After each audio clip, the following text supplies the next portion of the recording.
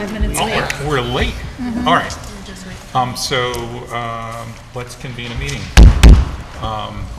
So on the council side, I just convened a council meeting, and I'm observing the city attorney, Pam Weatherby, Amber Grantley, Kiriakou, and George Mansfield. The other council members are unable to attend. Welcome. Thank you. Thank you for having us. On your side, you can convene your meeting. Yes, meeting convened. So it's a joint meeting, the City of Beacon Planning Board and the City Council. Thanks for taking the time to spend some time with us and joining us at our workshop special edition. We have an hour. We're going to share some ideas. And just on behalf of the board, again, welcome. And just want to say how much we look forward to always the dialogue. For obviously most of our time, we're dialoguing through memos or by watching each other's meetings. So it's nice to be able to sit together and share thoughts and ideas. Yep, and in terms of agenda, well, first of all, as always, just thank you so much for your service.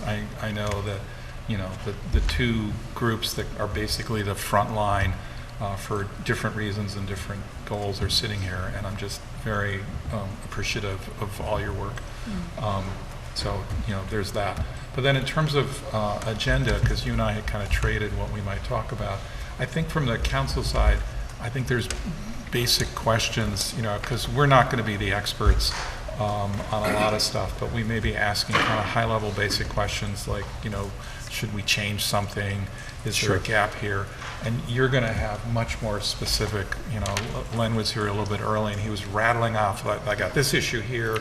And Leave it to Len. and I don't know if the direction is, adjusting to give you flexibility or adjusting for greater specificity. Generally specificity isn't usually how you legislate. You got to leave room, but there's some give and take in there, and you're probably going to have much better kind of specific examples that you want to pass along to us, or maybe some warnings to us about things that you saw in the process that Len mentioned. You may want to, as a council, identify more view sheds or things like that. So that's what I was thinking was agenda. It's kind of what we discussed. Yeah. Right. Yeah. And Mayor, if you could speak closer to the microphone. Oh, I Thank you. apologize. This one. Yeah, And I think Amber for and I all of will us, we share. have microphones in the middle of the table. We're going to try and share them. Okay. And then the other thing is I would look for either any upfront advice or ground rules from council or, engineer or planner or others, right? Keep it clean. No hitting below the belt. So the basic ground rule is that this is a general discussion and you should not be talking about pending applications. That would be inappropriate. If there are past applications that are being approved and are no longer before the board that serve to illustrate a point, that's certainly appropriate to mention in your comments. But we would ask that neither board talk about any pending applications. Sure. Yeah. That's really the only ground rule. Well, look, what's great, and I'll acknowledge, because it has to be acknowledged, we have the benefit of some not only long-time residents of Beacon here at the table as planning board members, but one of the longest, or actually the longest-serving planning board member in Randall. So 4 mayors ago. yeah, exactly. And, and a number of us have served for, an extended period of time. So I hope to think we've sort of seen it all. And I know that there are some repeated pain points that tend to come up, outside of some of the sort of broader subjects like, how as a city we're addressing some of the concerns of the kind of, knock-on effects of large developments and traffic. That's sort of a broad kind of topic. To, I think, Mayor, some of the more specifics around some of our ability as a board to align around some of the what I would consider vague elements. And what comes to mind, and I'm sure Len has and the others have a number of other points that they want to bring up, but standards is one thing that we tend to struggle a lot with, I think, and especially around design standards. I think also repeated, so that's one point, and we can maybe drill into that a little bit.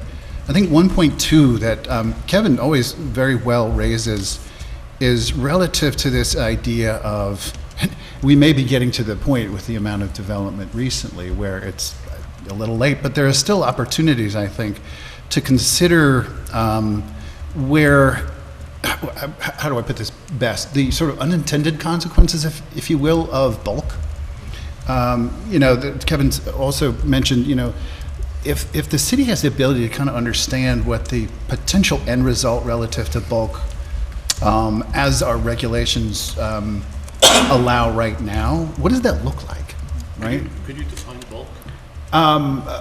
Height, coverage, and this is more, I think, germane specific to sort of Main Street and more dense areas, but also I think it's something that we will probably start to struggle with a little bit more when we think about the transition zone.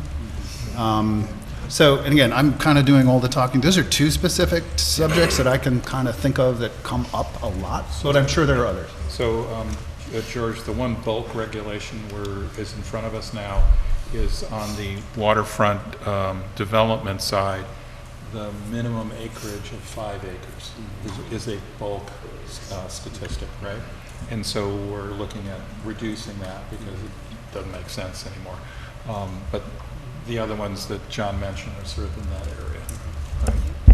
Right? You remember, I can jog your memory a bit, but I think when the transition zone was first, getting more applications, you recommended that we sort of outline what the maximum building heights, if a full build out of the transition zone happened to the max allowed building heights, what does this look like on paper?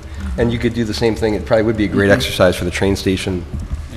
People do that all the time. A lot of times firms are asked to basically block out just a zoning envelope that's allowed, because it changes in the transition zone. It's depending on what the adjacent residential use is, and so it would vary, and it would be, I think, really helpful to everyone, the developers as well as the people that are making the laws, to understand what's the maximum capacity. I think understand through visualization. I think that's the key. Because there are instances where, I could think of a few recent, I won't name them, where we've looked at what the applicants brought to us and said, holy crap, that's enormous. And had we actually really had the ability to understand what that would look like in sort of a three-dimensional and context impacting way, and if I think, starting with, if we have the ability to shape better the end result potentially, without being too restrictive, right? Because there's obviously this balance here that we want to make sure that we're not, necessarily overly prohibitive as far as the ability for private property owners to develop their properties, but also be able to, ultimately, at the end of the day, I think visualize what some of these parcels' potential is. And there are times when we've had to rely on the goodwill of applicants to tone things down, to scale things down. And where if we don't necessarily have either one, the ability to kind of anticipate and see what the potential could be, or otherwise, through regulations, through code, demand that there's a reduction, or just simply by the applicant's understanding of limitations, look toward a better balance just in terms of scale. Would form-based zoning fall under that discussion? I think As so. a solution, as partial? Yeah. I've got two things to add quickly. One, that my read of the train station language seemed a little bit more complicated because there was terminology like average heights and average number of floors introduced, which maybe would even argue for, more importantly, for having some visualization tools. And in regard to what you just mentioned, George, we have had applicants come to us for for the transition zone. These are past projects that have already been approved, but I wouldn't name them anyhow, and say to us, our client doesn't like traditional building styles. They like very modern building styles, and because you don't have forms-based zoning for this area, you can't really compel us stylistically, even though we're in proximity to, say, Main Street buildings. And I think, for something like the train station as a new zone with potential for a lot of construction, if we do feel like we want to steer some substance or style, we might want to look at that. On the council side, hang on, everyone okay with form-based zone, that terminology? Right? Yeah. Right? You could define it a little bit, so then we all hear it. Now, form-based zone. You're on. Yeah, so I think where we usually talk about the historic zoning was called Euclidean, and it was very focused on use, right? And there was commercial districts, there was residential districts, there was industrial districts. There was bulk requirements within Euclidean zoning, but it was mostly focused on separating uses, so you had a division of uses. So the one thing that I do love to add about form-based codes is much of Beacon's code actually is form-based, right? There is still regulation of use, right? We still have a use table that says these uses are permitted here, but when you look at our table, you will see that there is a mix of residential, commercial uses permitted in many districts, not all, right? We have specifically residential districts that still keep residential pretty residential. But form-based code is, there's various kind of levels of implementing that, I think, in a municipality's code, but it is where you focus more on bulk, height, design of structures rather than the uses that are in there, and you use things like performance standards to instead stop uses from having negative impacts or nuisances on those. So City of Beacon does have a number of districts that are form-based, right? The CMS, the Linkage District, Fishkill Creek. Fishkill Creek. And the waterfront development. And the waterfront, right? So all of those have a lot of design standards in there that specify. So I just had someone critique the other day. They're like, this zoning isn't form-based because you're still regulating uses. I've never seen a zoning code that doesn't regulate use in some way, right? So you're still going to have that. But when you start to focus more on the form and how a building engages with the streetscape and the public realm, that is, you're going more towards form-based rather than Euclidean. And Natalie, I think, I don't know if there's like an example you can give. I think what I'm having a hard time conceptualizing is, I understand form-based zoning, but we also have dimensional tables. So like, how does that layer into this in the conversation around like, what is the build-out allowed to be? Because I would have thought that the dimensional tables The dimensions are your form, and then you also have design standard sections that also really dictate the form of the building in terms of where your entrance can be placed, how you engage with the sidewalk, how much window or transparency you need. All of that is form. So your dimensional regulations are the form portion of your code. Okay. Yeah, so yes, I agree with you. Obviously, any good code is a combination of regulations, use types, and obviously what we have form-based. And I think it's maybe a little bit easier to kind of imagine, visualize what we're talking about just in terms of the challenges we face. So for example, form-based zoning on Main Street is pretty easy to visualize. 3 stories, potential fourth with a 15-foot setback, right? Because that's what's there, right? Take a large parcel somewhere out of the context of Main Street. Yes, we have dimensional requirements, we have setback requirements, we have height requirements.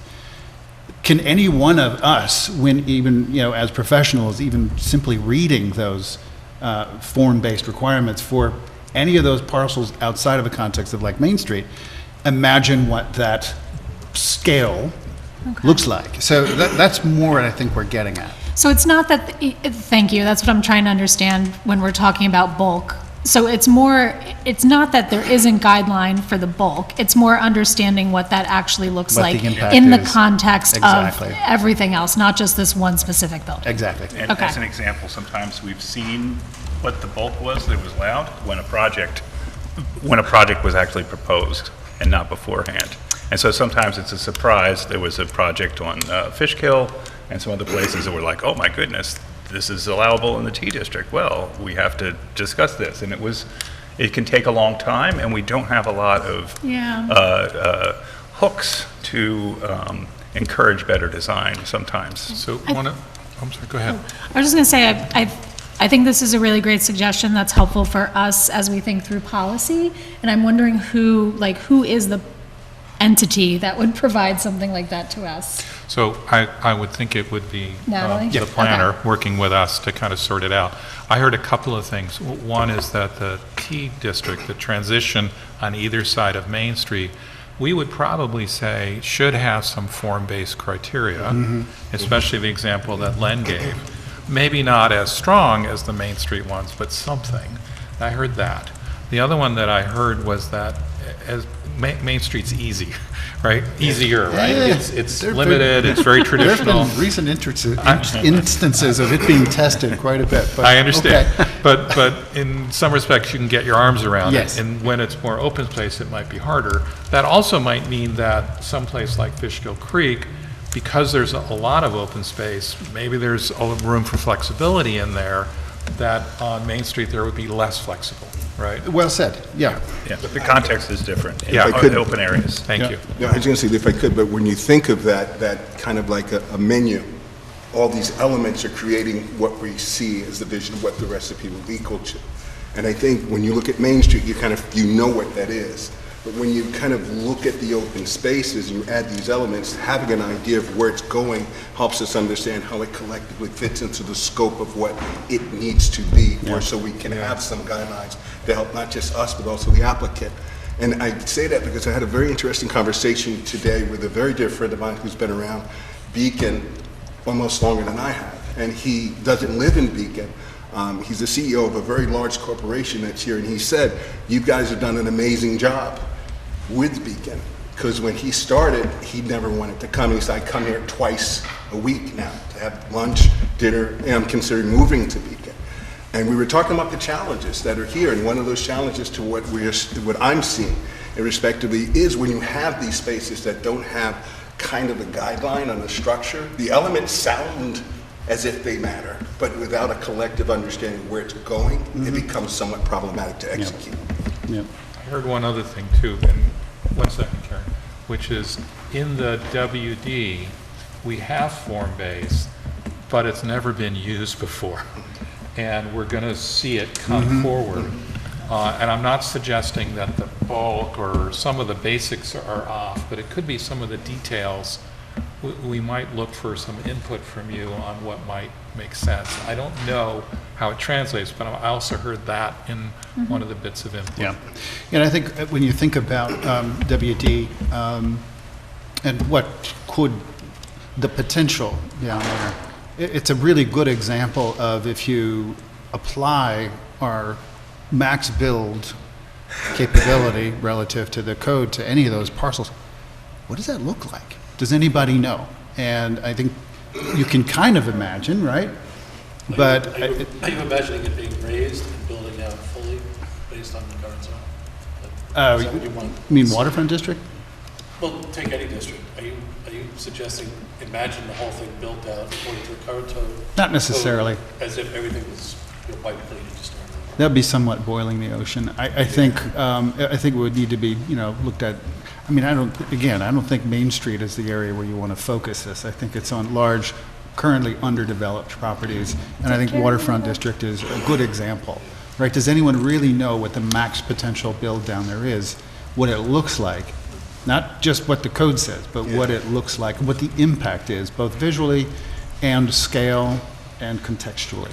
I think the same issue stands with the Fishkill Creek, and even perhaps more so because of the unique, like, it bounds residential, but it's also like this very rich natural environment. And, there's some very large parcels that are undeveloped, and I really would recommend looking at the existing code that we have, because I feel like when we, in the past projects in that district, the design standards were very vague. So yes, now you're sort of moving toward a kind of another sort of pain point for us. And just really quickly back to certain developed parcels. I think as a sort of a second blush, perhaps, because who knows? Somewhere down the road, in the future, some owner may come along and say, I want to knock down 1 East Main and build something to its max, code, allowable envelope. What does that look like?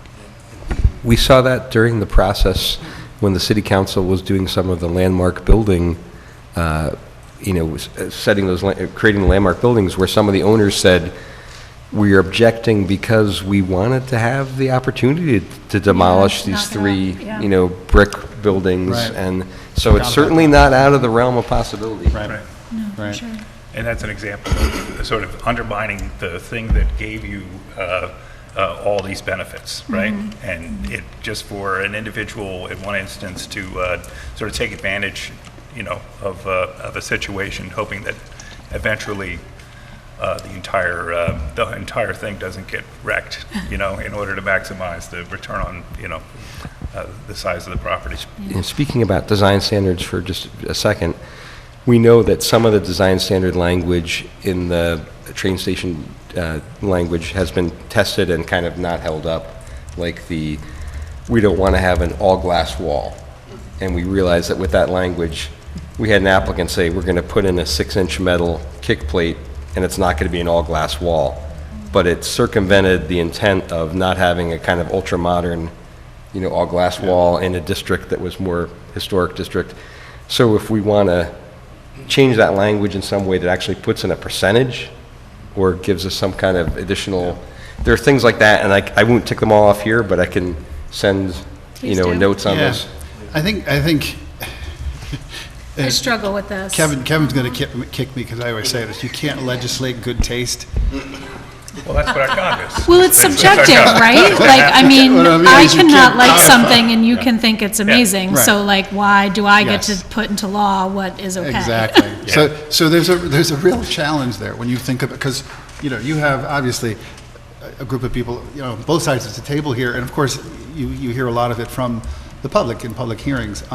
There's some ugly stuff being proposed, right? And it's all subjective, right? You have designers, engineer, landscape, you have people who are aesthetic folks here who care quite a bit. And, we're basically trained in this. So it bristles when you don't have much leverage over what I would call taste. So, but I know that there are ways. I mean, I think of, I was going to say La Villette, or, there are communities who are very prescriptive about design. Seaside. Seaside, that's in La Villette, yes. That's an extreme example, but one where you can see the results are, very, I wouldn't even say uniform, but there's an aesthetic and there's a scale and there's a sense of proportion and cohesion. All of these, terms that we use that sometimes on, applicants fall on deaf ears, or they nod their heads and say, yeah, that sounds nice, I'll try. I don't know if there's ever going to be a real, solution to that that's going to make everybody happy, but I think there is a need to really look at what standards, what guidelines we as a city have across the board in our districts, to perhaps help the conversation at this table with, and again, I don't know specifically what that looks like, what that language says, because I think it's going to take work, but this is something, for as long as I've been on the board, I don't want to even count the number of years now, that I've struggled with, I've raised a few times, and of course in the early days there was never any funding for this kind of thing. Nowadays, who knows how much development is left to even apply it to, but just my position, and I don't know, I don't want to speak for all of my fellow board members, but something that is not an easy thing to address, but something, if we think about the future of Beacon and the future of development here, I think should be looked at and addressed. Yeah, one thing that, as we think about form, the only thing I would add is, I think we all have a vision for Main Street, and I think we're getting it, which is sort of traditional style. I think on the Creek we said we were looking for kind of factory style, but then you have to include, but yeah, it's in the middle of like, along a creek and in the Greenway area and other things. That I have an image. I don't have much of an image for the waterfront and the train station, right? Because it's different. I'm not sure where we're going to end up on Fishkill Ave in terms of what it looks like. We have some workforce housing, in the Groveville section, and it might look something like that. But on the waterfront, I don't know Well, I think in any of those instances, it really depends on the applicant Yeah, and their capability and, desire to add, something positive aesthetically to their environment and share positive aesthetics with their neighbors. It all comes down to that applicant. Because, you can have, actually, I won't go down the road because I think I've lectured too many people here from this seat on the subject of design, but it's a challenging issue. But it's one that, if you think about Main Street and the historic qualities, the historic charm, that exists because of an attention to detail, because of an attention to scale and craft. All of these things, it's very hard to codify, right? And how as a city do we look out for the aesthetic inventory of our neighborhoods through this process? What is the potential for the city to undertake some kind of visioning or conceptualizing that might help us get some ideas of what we would like to see in the train station or waterfront district? Because I think, I think you've kind of said it, maybe not in so many words, but we're often reacting to what is served to us. Yes. Okay, so we're almost like Well an said. oversight board, in the sense that applicants come, they have a design, it's what they would like to create. Yes, hence my design lectures. And you have to leverage.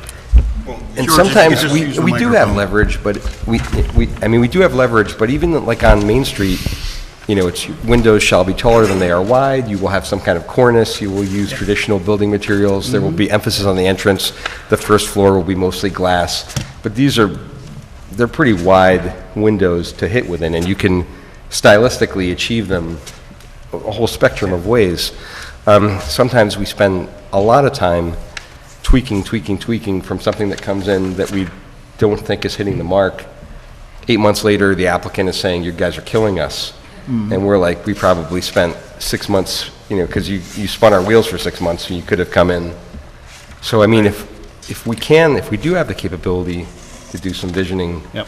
the train station, this isn't, like I said, it's really important in terms of its setting. And the fact that we don't have please. Well, I was going to just say that I think it's also important that the public feel part of that process collectively, because what quite often happens is the elements, and again, the reactive approach is nice, but we're the recipients of that. We're the benefactors of the reaction. To be able to make sure that the opportunity for this visioning includes the visions of the Alicias, my 23-year-old daughter, that people are going to be part of what we're creation. They're really part of what has to happen looking forward. And taking in those making that a kind of a collective approach, so that what we're doing is we're not policing, we're helping somewhat guide, because quite often what we're doing is we're kind of fitting round holes into square pegs and vice versa, because we're given regs and so on, that the applicant has an idea and a right, the city has a view, and we have a reaction to it. Yep. And that becomes very much problematic, and having being one of the old heads on here, it's a real difficult thing to do. We've done an amazing job as a collective group, the city council, the mayor, everyone, to do this, but there's a responsibility to this that goes beyond where we're sitting. It belongs to the next generation future, yeah. that we're actually doing it for. And the easier we make that for ourselves, it's going to be the easier we're going to make it for them. Yep. Yeah, well said. Yeah, it's one of the more challenging aspects of what past, current, and future boards will have to deal with relative to the kind of the legacy of Beacon. Obviously, most built elements are not permanent, they're temporary, but some of them are around a long time. And I think about some of the very significant new construction happening or ready to happen in Beacon, and how prominent some of this stuff is visually, and what that sort of says about a city when it's mediocre. Yeah, the amazing thing, though, is mediocre would have been great when I first got on the That's council. 100% right. Right? You're right. It's like Mediocre would have been anything. fantastic. Right? Remember, we had urban Yeah. renewal property that lay fallow for That's 40 it. years. Yeah. Nobody would build on it. We built this building on urban renewal property because nothing was happening. And that's a mark of our success and a little bit of our good luck. And so it's a good problem to have, and we're kind of up on our game, Yes. right? Exactly Yeah. right. And some of that is like, okay, does some of our form have to reflect sort of upping the game, which is very vague? Yeah. How do we make it a little bit more specific? But I think if we define kind of goals by which district we're talking about, Sure. That's I think it works itself out. I'm not sure in the train station, that's the proposed name, or the train district, or, no, the transit district. Transit center That's a little district, I don't know. fancier. Train Station District, TS. TS, Okay. whatever we're gonna The call it. train, TSD. this is more I than a do train. prefer There's transit. buses, there's ferries, hopefully it's an Yeah. But intermodal in system. that Transit one, district. it's like, I'm a little more open to like, you don't want schlock, but it's, I don't think we word. want Main Street. Yeah. No, we don't want to recreate Disneyland here. I mean, No, I think that's for there sure. is a place for like modernity and different types of styles, and so this is why I struggle with this, because I am not an architect or landscaper or lighting designer. I just, Yeah. I hire people to help me with that because I don't know what to do. Yeah, so we appoint people who. Yes. So I think that's like an area where I really like the idea that somebody mentioned of kind of reviewing it across districts, just to kind of see how things compare and where we maybe have some gaps. But I think it's an area, to Randall's point, where like additional expertise and input is really needed. I don't feel comfortable saying that like my opinion on design is what Whatever- we should be doing. Whatever style we get, though, we should really get the best. Yeah. And when, Yeah, I understand completely what you're saying. My wife and I bought our house here in '96, and certainly there were some rough edges of Beacon, but this place has always been a gem. The mountain, the river, the architectural details, Beacon, we loved it for the second we got here. And So- I'd have to and we say- deserve really good stuff. And you can, We deserve good you design. can design well in any style. And I think that, and again, this is the challenge of, looking to the future of the built environment here in Beacon, and not only working to help make it a little bit more clear to property owners, potential applicants, as well as any board now and in the future, what the expectation is. Yeah. It's not an easy thing to do. Would that be, would we consider establishing some sort of committee made up of members, maybe some from the planning board, but outside people, and coming up with these standards, and almost an architectural review board, a separate thing? It may be one, it might be two different things, but. It may be, it's interesting you mentioned that, George, because as we're talking, I've been thinking, of committee, right? That it's the kind of thing that would probably have to happen in committee. Yeah, because I don't think neither of these Yeah. bodies have the time to do it, nor Yeah. maybe the expertise. I think you need the ownership, though, from the public has to Yes. be part of it, because I Yeah. think. Sure. that's- There's always a and- public review process. Yeah, because I remember, and Lee, you remember this, when you had the economic development committees, you had all these committees in the beginning of this thing we now call Beacon, and you had the participants were public. Yep. Yeah, and, Yep. I was recruited by Clara because I was on a public committee, and it became something where they took ownership and pride in it, that eliminated the reactive approach. Yeah. So I'm not saying you give someone blanket states. You do need guidelines and control mechanisms, because that could be chaotic by itself. Sure. But having that, yeah. I hear two things in this discussion. One is short-term versus medium-term. I think short-term, we may have to put you in a tough position and give you discretion, Yeah. or maybe more discretion than you have. And then medium-term, we have to do the process Yes. that Randall's kind of referring to say, let's, as a community, look at those criteria in those areas. I don't know if that makes sense, but I No, I kind of think it's a heard good that. approach. Yeah. Right? The other one is another process question, which is, would it be helpful if you were able to somehow meet with a developer ahead of their initial proposal to talk through things and maybe steer a little bit that way? Similar to your council scoping sessions? Yeah. Yeah. And I'm just thinking process. I think so. Yeah, because if you think about the sort of typical process, it's monthly and it's incremental, and, you know, the speed of the process, you know, the way I look at it is sometimes the most complex applications, you have the benefit of the fact that they're going to be here a while anyway. Yeah. So you have the ability to hit on, you know, aesthetic and scale and architecture just about at every meeting. We do break out on ARB, and special thanks to every single member of the subcommittee, because that's you're meeting off schedule. It's not an easy thing, and a lot of times you're relying on the good grace of the applicant to listen and, you know, really listen and respond. Because even in the ARB subcommittee, it's not as if we have a lot of muscle. Yeah, It's mostly, could you please, and hope, right? That varies. It varies, yeah.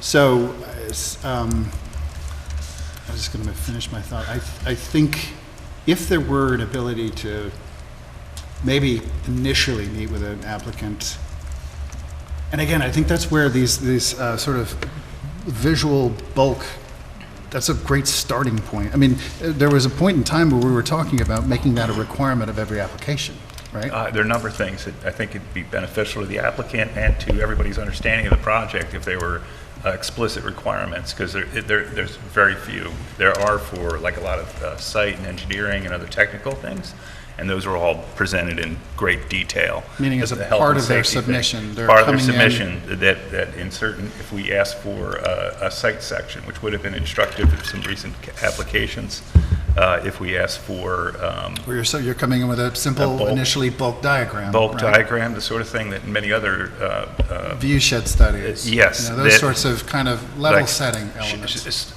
show up with those. Right. And that could shorten the whole process, which is expensive and risky for the developers, right? So if we tell them ahead of time, this is, if of a certain size, like somebody's doing a single-family house, they don't have to do that sort of thing.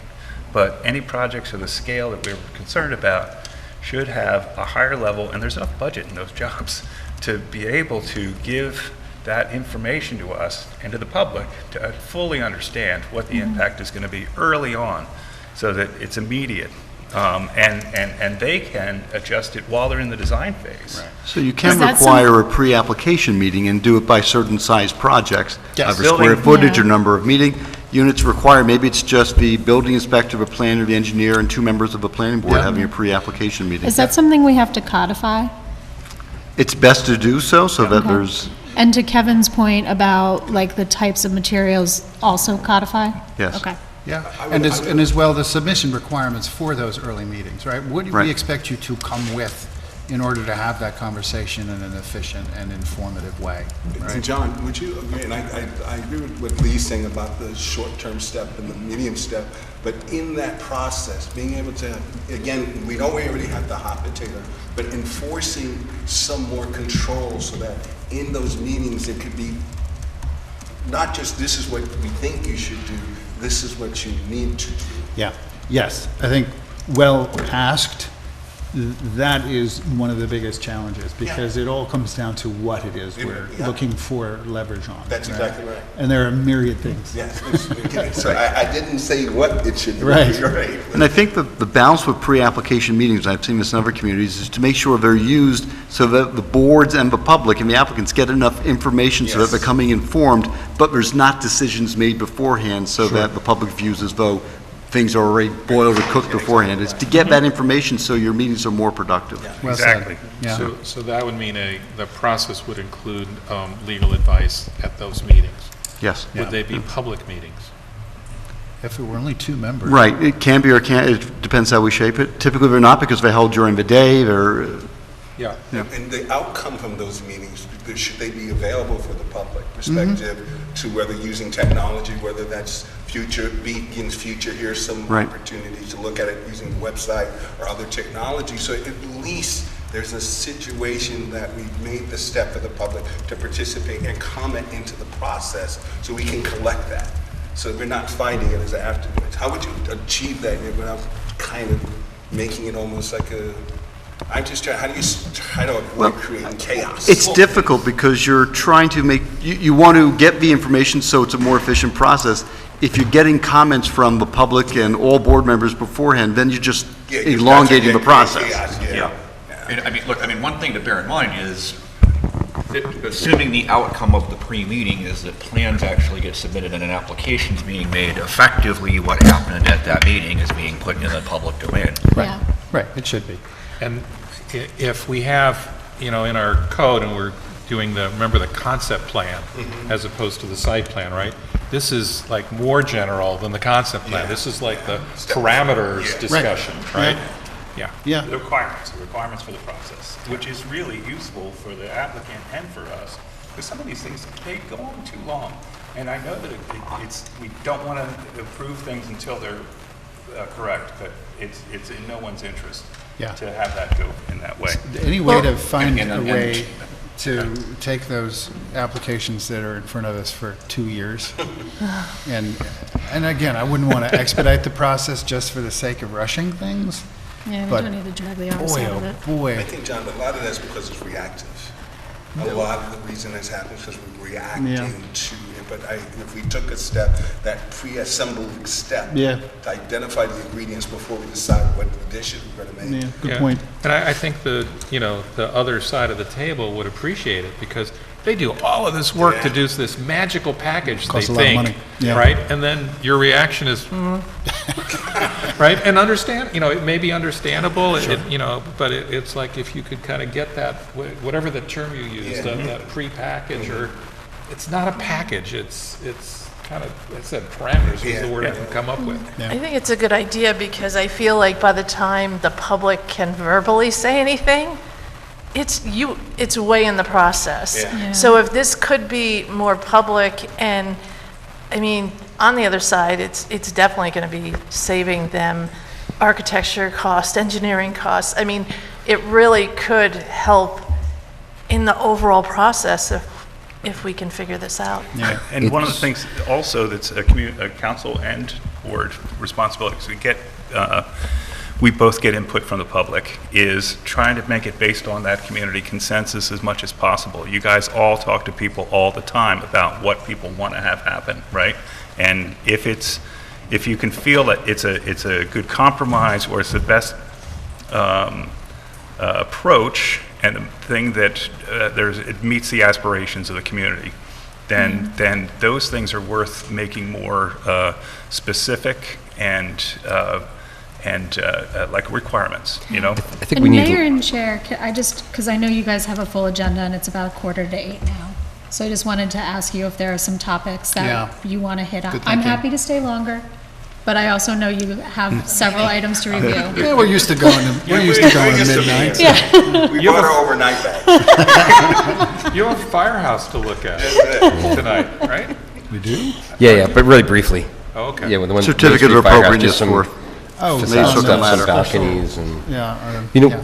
I think the one thing I want to say really quickly, there seems to be a need for some more public outreach, because just based on things that I'm seeing on questions on Facebook, people are seeing meeting signs, public meeting advertisement signs, and it seems clear that they don't know that they can go to the agenda page and look at the packet and see what The the really good topic point. of discussion is, and they should be able to find that. Yeah. And so it's, It's a topic we talk about a lot, and like how to help people understand like where to find information, how to engage with the different boards, what the different boards even are. Yeah. Yeah. That's going to be an ongoing. Yeah, I that'll think. never change. I know, I know, but You're never going to make all of the people happy all the time. I've often struggled with, for as long as I've been on the board, that idea of public comment. It's obviously nice to be able to allow voices to be heard. I think the challenges and the frustrations come from the fact that that happens so late in a process. Yeah, 100%. Right, and it happens, especially on the long ones, it happens when a good majority of the people who have then shown interest have no idea what the deep history of the reviews Yeah, are. exactly. So they come in the last months of a review thinking that we've only been looking at it for a month or two, and we haven't done all of that due diligence over the past year and a half, 2 years. And it's frustrating. How can we fix that? I don't know. but I think it's one of the more challenging aspects of what the city has to deal with, just in terms of the public perception of, because I tried to read as little on Facebook as possible, but this idea of developers being in the pocket of the city, and all of these, the planning board just simply says yes to everything, what's wrong with them. There's a perception problem out there. Yeah. And I don't know how to solve it. You can't fix that, but you probably can fix the nuts and bolts of people not being able to find stuff at least. I think that's a start, I yeah. think there's a way of balancing it, and I critique the things I look at online, just because businesses, we have to present things in a certain way. And I think there's a way of doing it where you actually allow the public to feel ownership and communication. Because if you don't have ownership and communication, although you provide the information availability, they're not going to look at it. They're going to wait till it becomes relevant because they got their whole world going. Yeah, if they can even find it. If you need, 100%, but even if they find it, you've got everything else in this world going on. Yeah. And the reaction is at the moment that they have that agenda in their hand and John's the bad guy. Or they've got the public notice. Or they got the, exactly. Yeah. And I think it's a combination of knowledge and education from the public, because a lot of the public gets involved on a project specific, right? Something that is unique and careful to them. And it's making sure they understand the process. The planning board, if a use is permitted, you can't say no to the use. That's exactly right. Right? If it says you can get 10 units in there, you can't say put 4 in there unless you can tie it to traffic or something else. Yeah. It's very difficult, right? The council, this side of the table, sets the rules. You call the balls and strikes. Yeah, that's a hard perception It is. for people to get over. Tai Yeah. Chi with limiting space. You know what, on the topic of the number of units, though, I put a question to John Clark years ago, asking what he thought, did he think it was possible for the city to try to increase the percentage of affordable units per units constructed?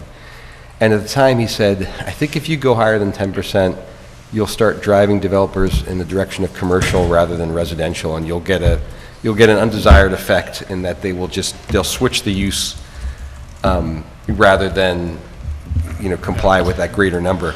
But at the train station area, is this something that we would consider looking at again?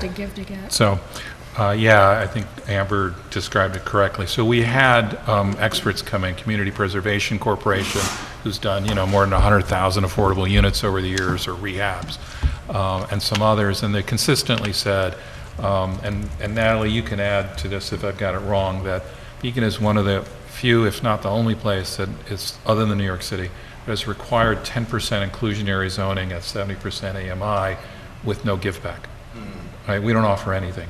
Typically, it has been, oh, we'll give you more units. That's always the easiest one, right? Or we'll reduce your assessment or give you a tax break or whatever. But typically, it has required something. We do the 10% without anything. And so, as Amber said, I think we're at the stage where if we want more, we have to give something for it. And so that I think is pretty consistent. Natalie, is that a reasonable description of what you see? Yeah, and I don't know if, who knows what time that was that you were speaking with John Clark, and I don't know if the issue would be that it would be converted to commercial, because commercial is also a very difficult market right now, but more that with the cost of construction, with the cost of just borrowing money, right, interest rates, there's a decision that's made, and it's not just with affordable housing, it's different stipulations that get put on a development of, is it worth it? Is it profitable for me as a business to do this development or not? So I think that's the fine line you're always walking with requiring anything from public plaza spaces or affordable housing or, any kind of community benefit that you're going to ask for. It unfortunately comes down to kind of the market forces and balancing out a pro forma to make sure that it's still worthwhile for that development to happen, because otherwise you end up with 0% or 20% of nothing, right, if you kind of go too high. So it changes with markets, but I think that's kind of at least what CPC and the folks who had come to us historically had said, is that Beacon was at that time they presented kind of at the higher end of what other communities were requiring without any kind of give back, whether that be, it's often density, it's often height, and going back to the beginning of this conversation where we were kind of resistant to or thinking about what is the appropriate density, that's often one of the trades, right? More affordable housing if I can build more housing, or if I can go higher or more units. So But we're getting 10% though, and I think train station will be higher and more units, right? Well, I don't know what the developer's going to propose. We'll have to wait and see, and you will see it, as soon as we do. I was just going to say, one of the things that scared me, I did a course on TOD, transit-oriented development, and this is going way back when.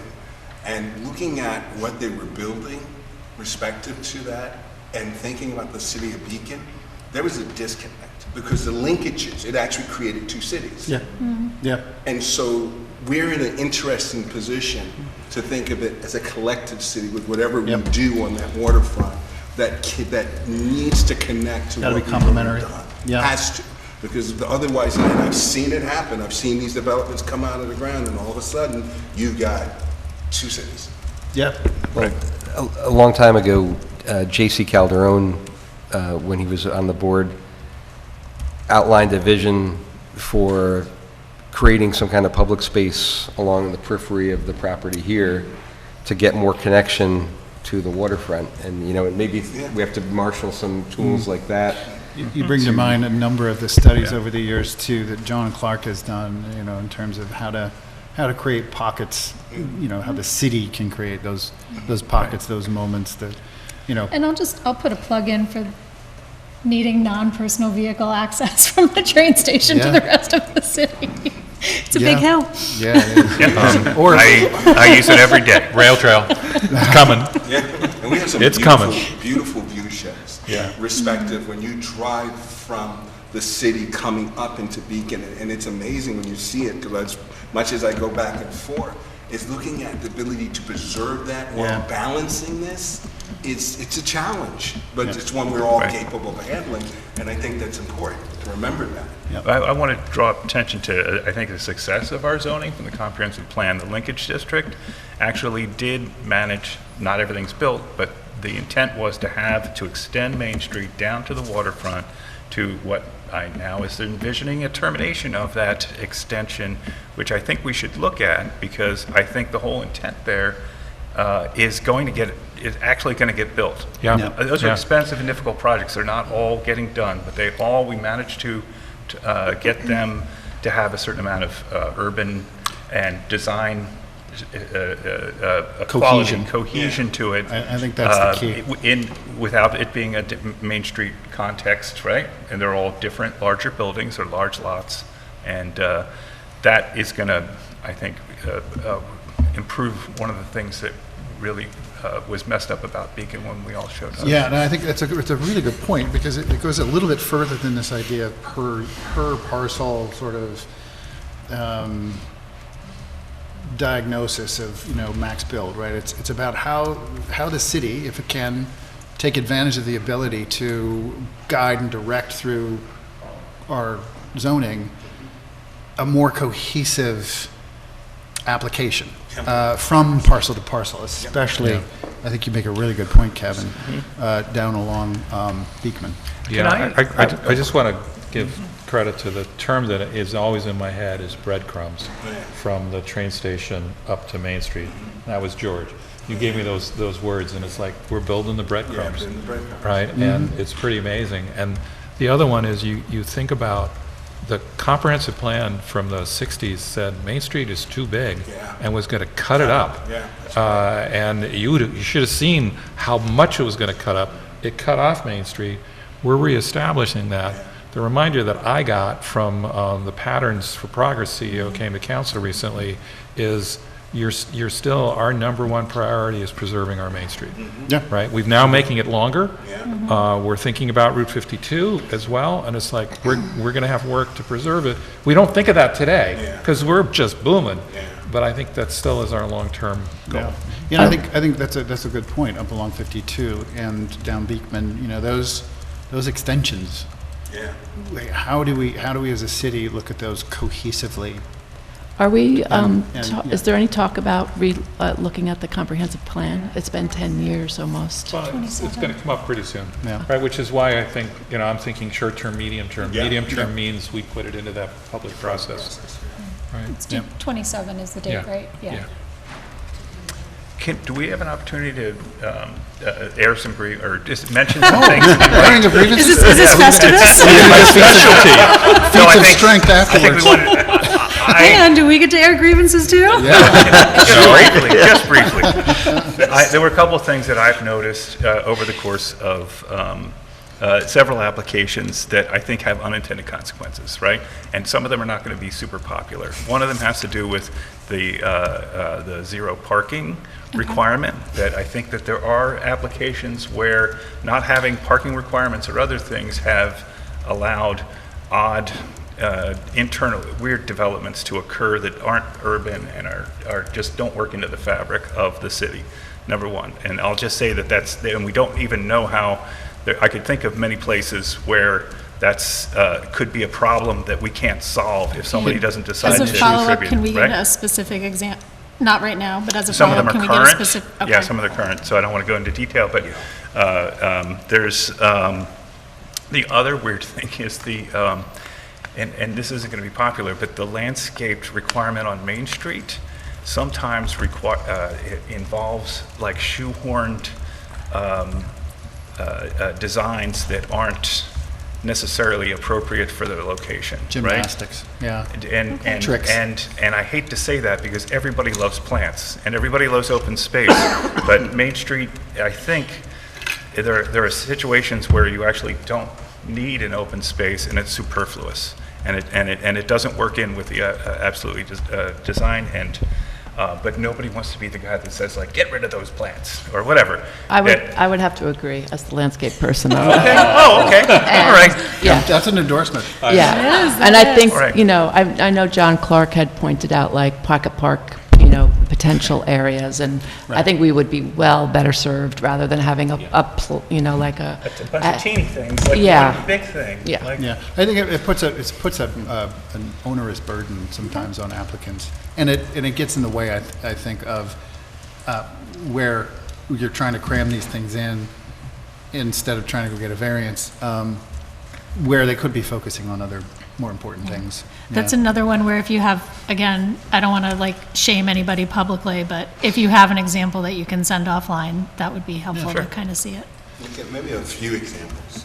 Yeah. Yeah. Yeah, again, it's all intended to be constructive rather than. It's just yeah. that, you know, typically in order to meet the percentage, it's just kind of broken up into these teeny little bits of like, here's a few grasses and here's a shrub and here's a tree, and, you know, I think overall it's not really enhancing the streetscape. So I'm going feedback.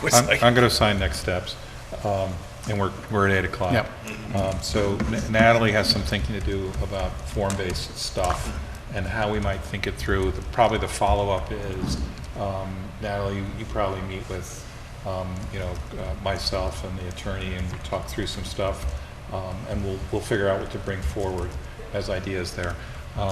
I think, Nick, you've got some, maybe a proposal on a process. Correct. A pre-proposal process. Yeah. And I think you all have, if you have further input, particularly on some details, start up a memo. Yeah, we'll get our notes together. And, you know, kind of, and it doesn't have to come in a week, right? It's like if in 2 or 3 meetings you got some, or you send 3 ahead and some more, that's okay. Okay. And from our end, you know, our job is to get criticized, and our job is to think through a lot of that.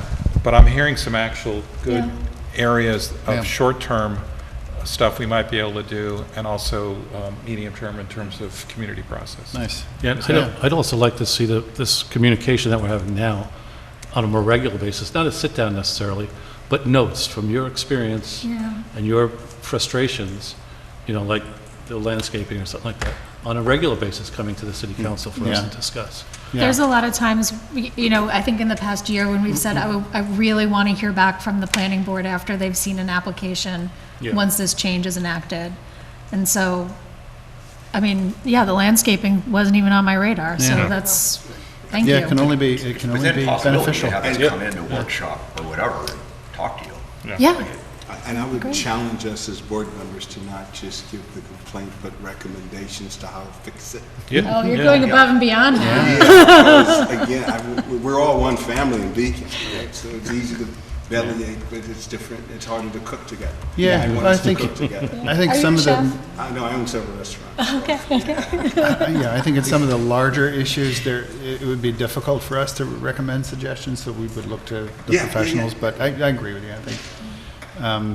Yeah, I mean, it's all obviously intended, really well intended, so, and this has been a really great conversation. Did you have any grievances you wanted to air? No, I was just giving Kevin a hard time. No, the only thing I would say is, I really appreciate the work that this board does.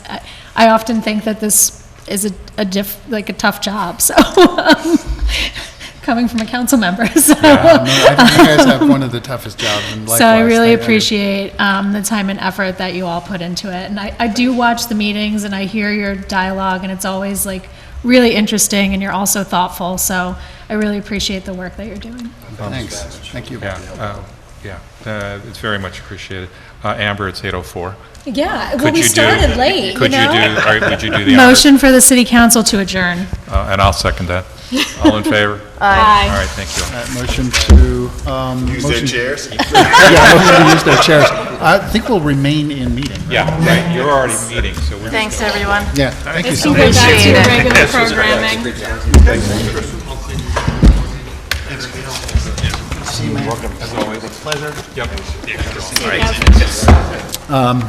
Well, welcome everybody to the October meeting of the City of Beacon Planning Board. There he is. We have two items we want to make sure we address initially, one being the approval of our August 12th minutes, and just a quick show of hands, how many of us were here for the August meeting? I think everyone except for Randall. I was not here, so we have quorum. Right, okay, Wait, so, then it, oh, I'm sorry. The August meeting was Randall, Len, Kevin, and David. yeah, Confused the names. so I'll accept a motion to accept August meeting minutes into the record. Motion. Second. All in favor? Aye. Aye. Is my motion Motion Randall? by Len, Randall second. I abstain. I've read them, I'll vote aye. And then we'll go to our September minutes as well. Any other, or any modifications or anything we need to add to the minutes? If not, then I'll accept the motion to approve September minutes Motion. into the record. Motion by David. Seconded by second Len. Len, all in favor? Aye. Aye. Okay, so that brings us to our first agenda item, and that is the continued public hearing and continued review of application for subdivision approval, residential and commercial, 105 to 107 Catherine Street, submitted by Catherine Street Properties LLC. Good evening. Good evening, Mr. Chairman. Mike Bodendorf, engineer for the applicant, for the record. So we made some changes since the last planning board meeting. We provided a cost estimate in support of the public improvements for drainage. We revised the drainage easement and revised the stormwater design based on structural or structure dimensions and pipe dimensions and so forth and angles. We provided landscape screening along the back of the standalone lot, and we moved landscape screening on the property line to the new created residential building lot between Lot 1 and Lot 2. We moved the houses back further to help save a couple of those pines and also provide parking in front of the house. And we removed the garages from the plan and moved the driveways to the side as opposed to the center of the lot where they once stood. That's generally the changes that occurred. Great. Thank you. We'll first go to there you are, our planner for her review comments. Anything specific you'd like to highlight for us, Natalie? Yeah, so I think there's 2 points. I think we've talked a lot about the tree preservation. I did note that I think you guys are preserving, sorry, I was getting set up, but like 3 of the more mature kind of pine trees that we had discussed at the last meeting. So I think that's helpful and an improvement. I think one of the things that I was trying to think through and comes through in comments 1 and 2 on my letter is there's a concern, I think, because of the foundations of the building, that they're going to be so close to these trees that there'll be the proper protections around them, I think, but that there could be damage to these trees that we're trying to preserve. So I was trying to think about solutions to that, and I think two pieces that kind of came into play there is your ability to set the buildings back further, right? I think you're in between the properties on either side. I think one of the one to the kind of right of the properties is closer to the street than you are proposing your two buildings. The one on the other side is further back, and you're kind of hitting it in the middle. Right. So I was kind of thinking, is there any potential there to shift these buildings back? I don't think you're going to encroach in your rear yard setback. Shift these buildings back slightly. I think, so that you're not as close to the trees that are trying to be preserved. So I think that was one question that came up in point 1. And then somewhat related, and I do have to correct myself, point 2 was talking about the driveway placement. And while that I was corrected by John Russo that there is a little piece hidden in the parking section that says even your driveway, even though it's not something that's typically, it's not in the definition of like side yards and things that can't be in your side yards, there's a section that says your driveway has to be at least 5 feet from your property line. So the problem there, this is helpful to kind of see this pulled up here, is so you are keeping your driveways 5 feet from either of the property lines, which is kind of causing them to, again, be close to the trees in the front, and the parking is still, although it's shifted to the side of the building, is still in the front, right? Where what you see if you were to look at an aerial of this neighborhood is the driveways go along the side of the building. The cars are usually parked to the side, or if there's room, parked in the rear, which you're prevented from doing here because of the width and because of this 5-foot requirement. So my correction, I think, to point 2 is I think the driveways as they're currently proposed are non-compliant as they currently stand, right? Because the same section 223-26B2 says your vehicles can't be in the front of the building. Parking can't be in the front of a building unless the planning board or the building inspector determines that this is an unusual configuration, lot configuration. But you also can't put it to the side because you have this 5-foot setback, right? That's required there. So I think that's my main point that I want to have a conversation with or want the board to discuss tonight is there's, I think, 2 solutions here. I think there has to be a change no matter what, but there's 2 solutions. It's either kind of encouraging and potentially supporting a variance of this 5-foot setback for the driveway so that the driveway can be on the side of the house and cars can pull to the side. Or alternatively, asking the applicant to demonstrate why this lot is a non-traditional configuration and therefore parking in the front should be permitted. I don't think you get any more traditional than 50 by 150 on this block. No, it's a hard argument to make. Or I don't know if there's potential to like change the shape of the building or something. And I do, what I will say in support of the potential variance is if you look at an aerial, many of the driveways in this neighborhood are on the property line, right? Historically, they've been built there. In that connection, because it's a question that already occurred to me, and it's definitely something that came up when we had parking issues at the zoning board.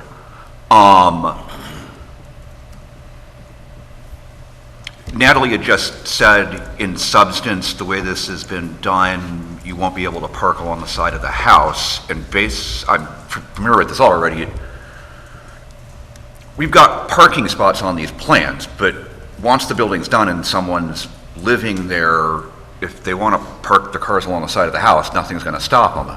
And if that is what people start doing because it's a better place to park, we're going to wind up with this big paved area out front that's...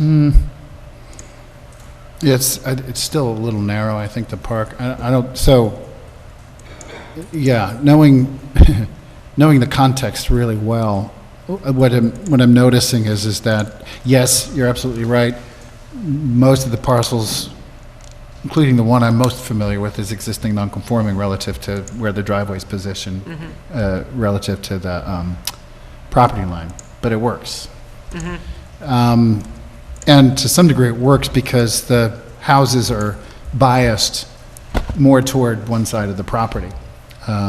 So that's something I'm happy to look at, and would encourage us to discuss, because what you're talking about is, and this, obviously this is a conversation with the applicant, whether there's whether the applicant's amenable to looking at a potential variance for a configuration like this, because it brings it into alignment contextually with the vast majority of the parcels on this block.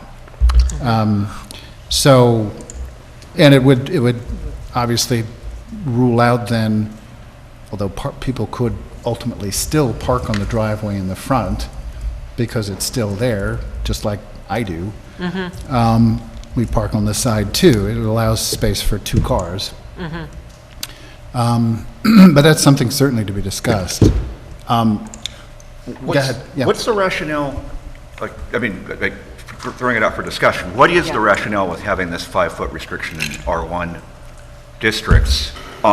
Because it's, you know, it's one thing when we're talking about like design multifamily residences and we're not buffering and all this stuff. So yeah, we probably shouldn't have parking within 5 feet, but for what we're looking at here, it seems to me like it would be less obstructive. I mean, there's a 10-foot side yard.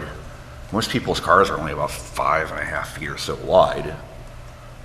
Most spots wider than that, but yeah. Yeah, and look, I think part of it is would need to be a little bit of a reconfiguration of the footprint, because for that reason, opening, I'll have to say, even on my driveway, sometimes opening the door against the side of the house where the porch is a little tight. Well, I think So- you have a 10-foot driveway, right? You have a 10-foot Correct. driveway, and you have a 10-foot side yard to the building, 10-foot side yard to the building. between the Yeah. building, Yeah. right? Yeah. And so, based on the dimensions that are being shown on the plan, that driveway could be fully in that could, side it yard. could. It's still a little except- tight. It's still tight, yes. Yeah. Yep. In terms of, yeah, I guess like what's a traditional parking stall is 9 by 18 or 10 by 20, you know, depending where. And I think, so why a driveway is required to be set back 5 feet from the Right, or property line? parking spots. In an R1 district, because, well, like I said, because in other districts it may make difference. Since Yeah. I wasn't really asking the applicant that, but it's like, Yeah. like, what was the rationale with doing You know, I see municipalities that have, for driveways or like surface accessory structures, there is no setback. You know, like, there's reason for fire code and stuff like that for structures being set back from your property line. I could imagine maybe it was to prevent any kind of accidental encroachments onto your neighbors or to keep vehicles away from your neighbor's house, right? There was probably some intent there. Exhaust, that kind of thing, yeah. Certainly if it were Commercial and I or, was yeah. if I was buying one of these residences and I wasn't restricted by zoning, Yeah. I'd say, put that driveway along the side, and I'd like to have the whole area out front green, maybe put shrubs up and have some, whatever, but I would not choose to trade parking spot for open green space on the front. Yeah, which is what you see along many of the parcels that exist in this neighborhood. Yeah, and again, like I said, it just for just about every single house from Teller down to these 2 lots, it's the exact same situation, and it works. Yeah, and then I think the one other piece that I did cite in here is that there is a section in the code that does allow, I don't know, I know these are going to intentionally be 2 separate lots, you know, likely sold to different property owners, so I know that this causes issues for that, but there is a section in the code that does allow the board to consider like a common driveway, so that the driveways could be kind of central to these 2 new buildings and then split that way. You would still need the variance for that side yard setback of a driveway, I think, but there is the potential for at least some consolidation there. I was just more of bringing that up to kind of give you options, I think, to discuss with the property owner of ways to try and address the driveway parking thing.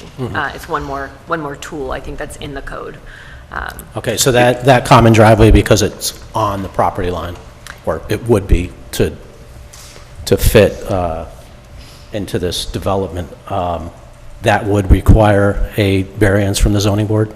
That's what it sounds like, yeah. Either. I don't think I've I don't know ever, if Brian's you're looked at potentially that baking in- necessarily. I don't want to speak for, I don't know if that, Well, it would put the driveway in a non-compliant situation. yeah, but it talks about a common driveway straddling a property line, so right, in there, it's that's like, that's what I was thinking. so in there, it's inherent that it's going to be within that 5 foot, so Okay, I think okay. it would require an Yeah. actual determination from the zoning administrator. So- rather than- The individuals need to be set back to 5 feet. The common would be straddling the property line and usually branches off. Right. When it gets closer. Right. We'd kind of have the same problem. You would have the same setup, but they might not require a variance for it, is what we're saying, because the discussion of a common driveway, Well, right, but the parking spot still has to be 5 feet away. So where's the driveway going? no, I think the driveway is considered the parking. In this scenario, right, the driveway is the parking, Okay. right? That's what's being considered the parking right now in a mini, single-family, unless you have a garage structure, right? That driveway is where we're anticipating the parking being. Right. So I guess the question is, to the applicant, how amenable you would be, or your client would be, to looking at the kinds of scenarios. And I got to say, thank you very much for listening in relative to the garages. It's, I think for the sort of context and the continuity along this particular row of homes, it's important. So thank you. So then, you know, sort of looking toward kind of tweaking the driveways themselves to be a little bit more in context around either of those two options, would you need to spend some time with your applicant or your client on that? So the applicant's wish list is to get this through as quick as possible. So if we go for a variance, we're looking at least 2 months more. They prefer the common drive concept out of the two scenarios. I have prepared a graphic to show you what I'm thinking came there. prepared. If I can show that, I don't Sure. want to Let's have a look. overstep my bounds here. Okay. I know it falls into the category of stuff we haven't yet seen, but we'll entertain it. The distinction is it was in response to a consulting comment, not Yes. just delayed. So this sort of takes care of both of your comments, Natalie. I've moved the houses back in line with the house to the west.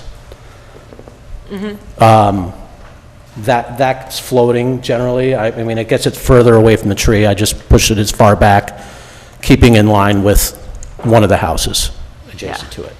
The common driveway would straddle the property line, 16 foot wide. This gives us a little bit of buffer, you know, maybe to plant some small plants. I don't like the driveways right up against the house if I can avoid it. Yeah, no, I've got Cassandra in my little It would be strip. preferable to have a 20-foot wide driveway through there, but I think with just two houses, you can accomplish it with 16 feet. Yep, it works. Because if one car is coming out and sees the car coming in, they're going to be able to back up and get out of the way.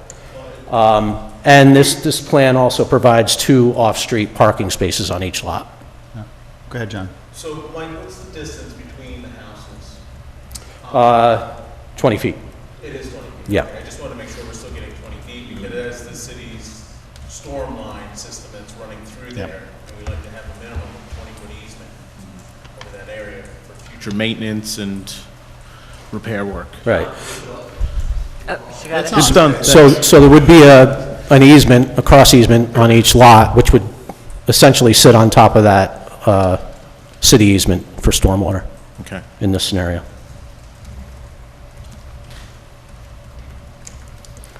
I got a question for you. Where you're pushing the front face of those as it's aligning with the westernmost building, does that westernmost building also align with the one next to it to the west? That doesn't come back out, does it? No. The white one? Yeah, I didn't think so. Okay. Yeah, there's 2 matching homes. Seem to be Trying to look at. They're all set back. in the same plane. Board, thoughts on this configuration?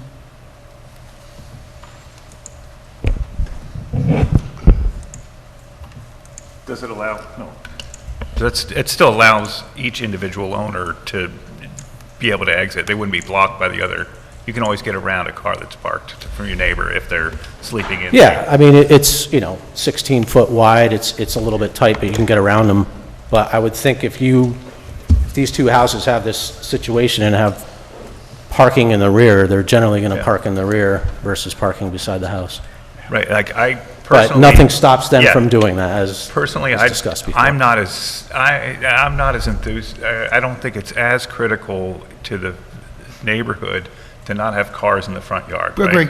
But that's not the law that we have. What we have is like, we actually have a regulation that wants this arrangement in order to meet the design intent that was passed by, that's one of the things. And so I would entertain it if it feels like it's acceptable and preferable. One thing it does do is it prevents either homeowner from putting anything in that stormwater easement.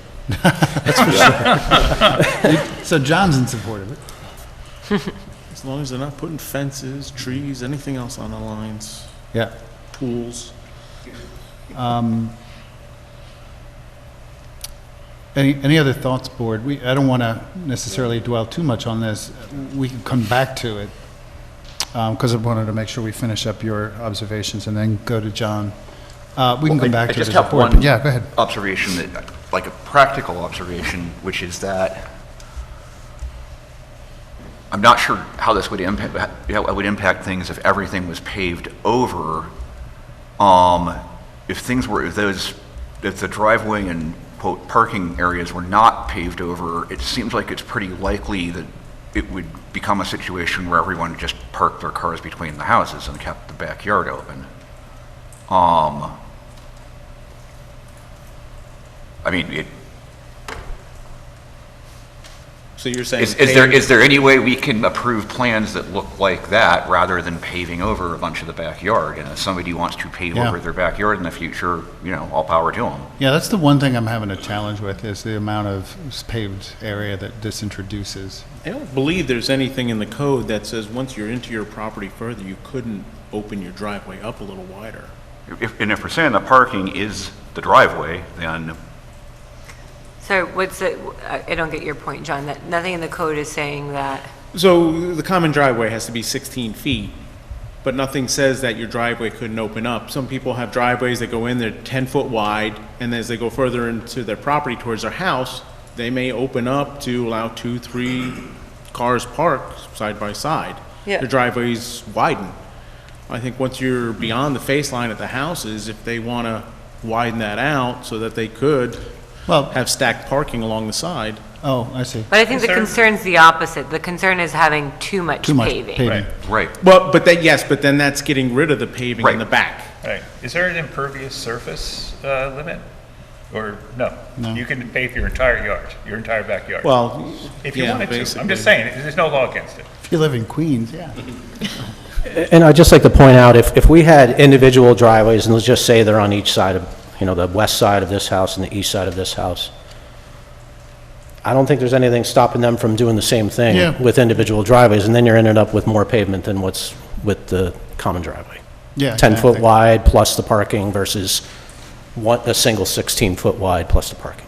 Yeah, I mean, the reality is that all of the houses along that row used to have garages or carriage houses or Except for whatever. the first two on In the the back. northwest side. Well, those by choice have limited the amount of paved Right. area. One's to a have. corner lot and the other Right. one's just... But my house used to have, my entire backyard used to be paved for that very reason. So that's not here nor there. But I guess what I'm kind of keep coming back to is that a side drive parking situation terminated, before the backyard, accommodates 2 cars, and it works for just about every single house along that street. And there are times when one of the cars parks in the street, and again, that's for convenience, but also I don't mind street parking there because we have all colluded to make sure that we park in the street to calm traffic because people zip down there. So I personally would be in support, and not just to be conformist, but support a scenario where you're limiting the amount of paved area by creating 2 separate driveways, one for each, in the side yard. And I know it means a variance, but I guess the most expedient would be this one, right? And the only thing that, the applicant isn't opposed to it, but it's not their preferred choice because it ends up with a relatively narrow house, especially once you Sure. have a staircase going to the second floor. So this is preferable to them? This is what you're saying, preferable, This one, yeah. okay. All Well, I right. think it's also preferable because it sounds like it gets around the need for an area variance. Yeah, the same. Yeah, agreed. Okay, well, I'm still open to it. I do have a question since we're still on, some of the elements of the planning here. You're indicating the sort of concrete, what do you call it? The concrete steps? Concrete front doors, landing and stairs with handrail. And then the proposed landscape areas. Are those are sort of what I would consider sort of design elements. Are those necessary on this part of the application? I was just demonstrating that, again, I just don't like pavement against buildings. I like to have a little bit of buffer there. I'm more interested in the concrete landing. It sort of starts to evoke design. You know what I mean? It's a placeholder for a landing. Got it. Once we get It's a place. So real architectural I guess drawings. my question is, until you're not required, if we approve this with those things on there, to build them. Correct. Okay. Because, I understand the process that someone will buy these and come back later for a certificate of appropriateness on the house. I think he could take the concrete off and just say Right. landing. I and kind that of would make- appreciate that, yeah. Chair, I'm also thinking, sorry, one more thing about just to your pavement thing. So I think the bigger red area is shown right now because the building is shifted back, the two buildings are shifted back.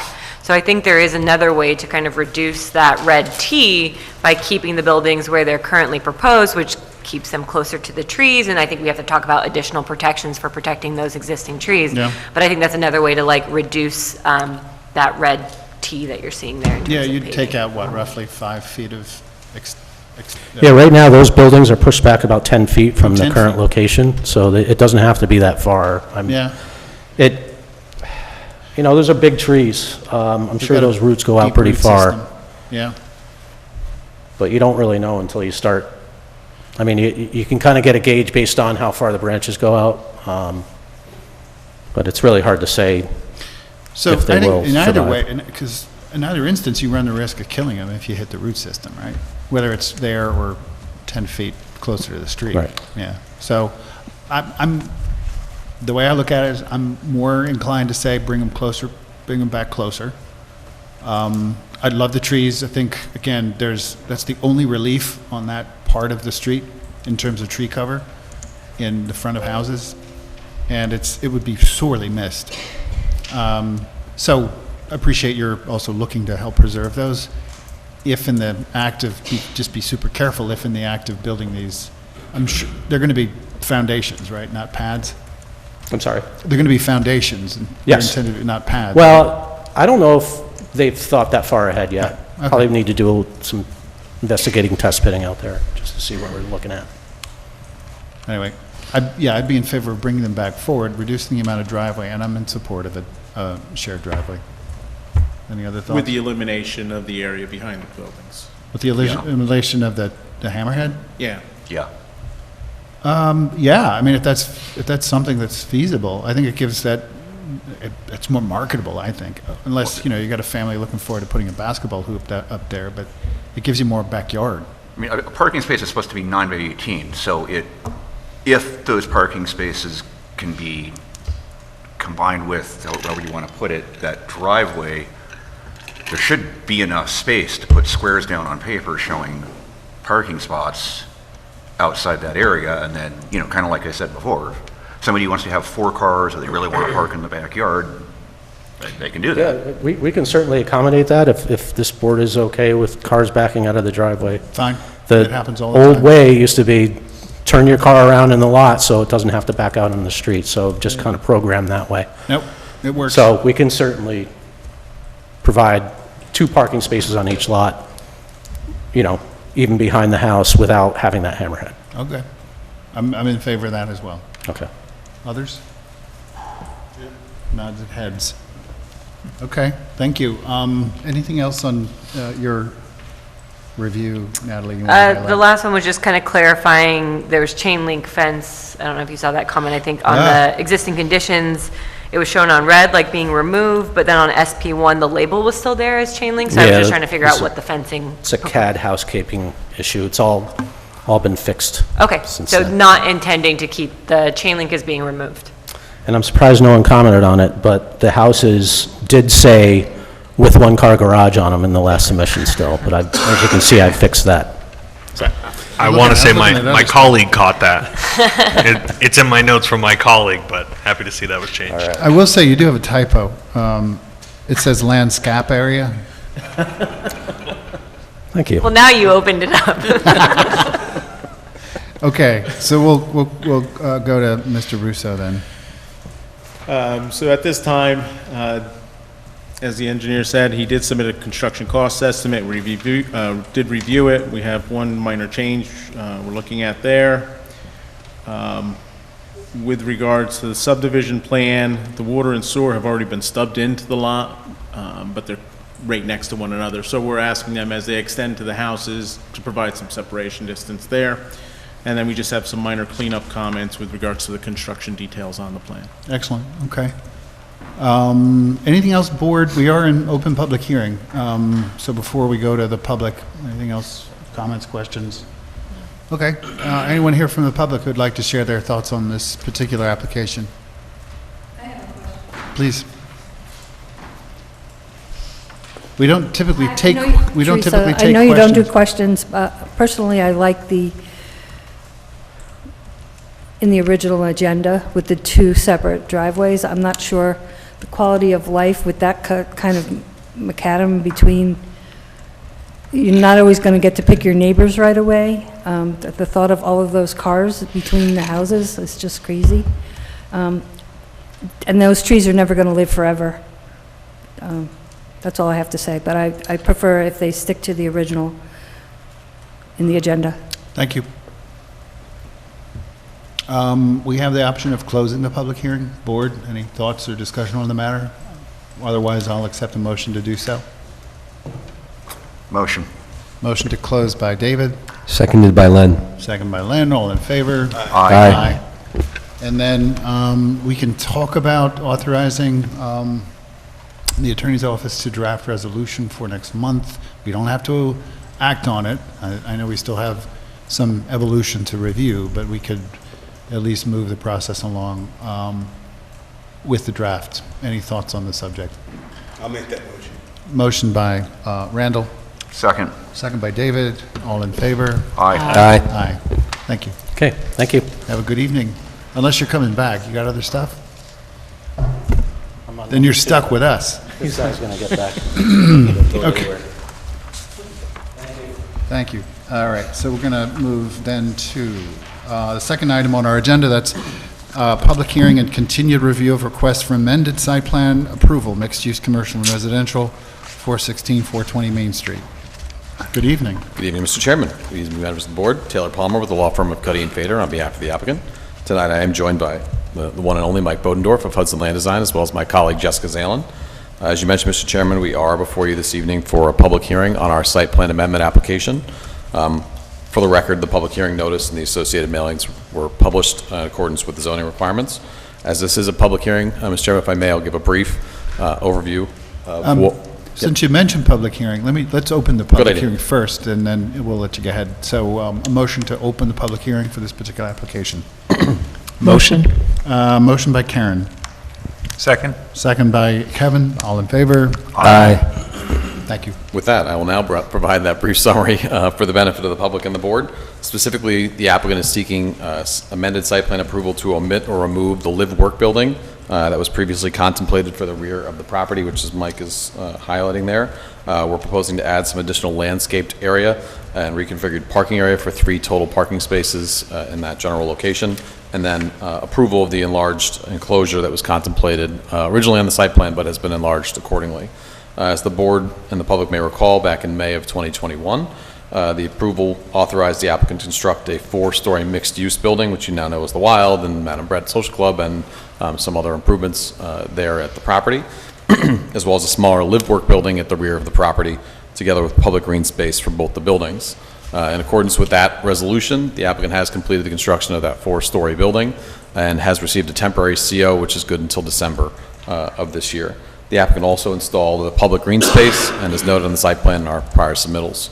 We were referred to you all for an amendment by the building inspector once the applicant, after much consideration, decided not to move forward with that live-work building or the construction of same at this time. So at the September meeting of your board, the board determined the application did require a public hearing and a consistency determination pursuant to seeker, notwithstanding we believe it is a type 2 action under seeker. The board then set the public hearing for tonight and declared its intent to serve as lead agency for that continued seeker review. On September 18th, in accordance with those discussions, we then met with the city attorney, Kristen's colleague Jennifer, and the building inspector to review the existing conditions at the property, what's been installed, sort of trying to match the two plans that were, what was approved, what is proposed, and what ultimately were considered field changes by the building inspector. So these included the relocation of the benches from the western property line. You wanna play Vanna there, Mike? Yeah, that'd be great. So Mike's going to pull up the comparison plan that just shows the relationship of the two. So that moved the benches from the western property line to the east along the outside of the enclosure. Then the building inspector accepted that as a field change. Another change involved the expansion of that enclosure to allow for sufficient space to store the trash receptacles, which we talked about at the last meeting, as well as the generator, air conditioner, refrigeration condensers. The building inspector acknowledged while this could potentially qualify as a field change, we were referred to your board for that discussion based on the fact that there were no documents from his predecessors in the file regarding that field change. So that's why it's here with you this evening. The site plan in our October 1st submittal did depict that enclosure, and then the site plan also was revised in accordance with the comments to now depict some landscape buffer between that public green space and the existing gravel parking area. So as a result of the addition of the landscape buffer and the gravel parking area, we did reduce, that gravel parking area has been reduced from the prior iteration, and we did expand the curb cut there for the proposed accommodation of the vehicles. So that reconfigured gravel parking area now shows 3 spaces as proposed, as previously proposed where it was 2. Again, we had a limited conversation about that last month. So with that, I mean, we have our comparison plan up there. It is a public hearing, so we're pleased to respond to any comments or turn to the public as the board sees fit. Okay, thank you. So first we'll go to Mr. Russo. Any comments you'd like to highlight for us based on your review? Yeah, so on South Street, there used to be a utility pole that was kind of in line with the driveway apron. That has been shifted towards the property line, so the plan should be updated to reflect the accurate location of the utility poles. As they're doing an expansion on the drop curb there, where the pole previously was, that panel and several of the other panels are badly broken up, so we would recommend that all the broken sidewalk be replaced at the same time as they're installing the new driveway apron there. Then I did make a comment with regards to the planter boxes that were there. I didn't know if we wanted to see something more besides mulch and planter boxes. Maybe some additional Oh, you're trees. designing now, huh? Karen told me to say it. Touche. Yes, I agree. I would want to see something more than planter boxes and mulch. Great. Anything else? No, that's Awesome. it. Thank you, sir.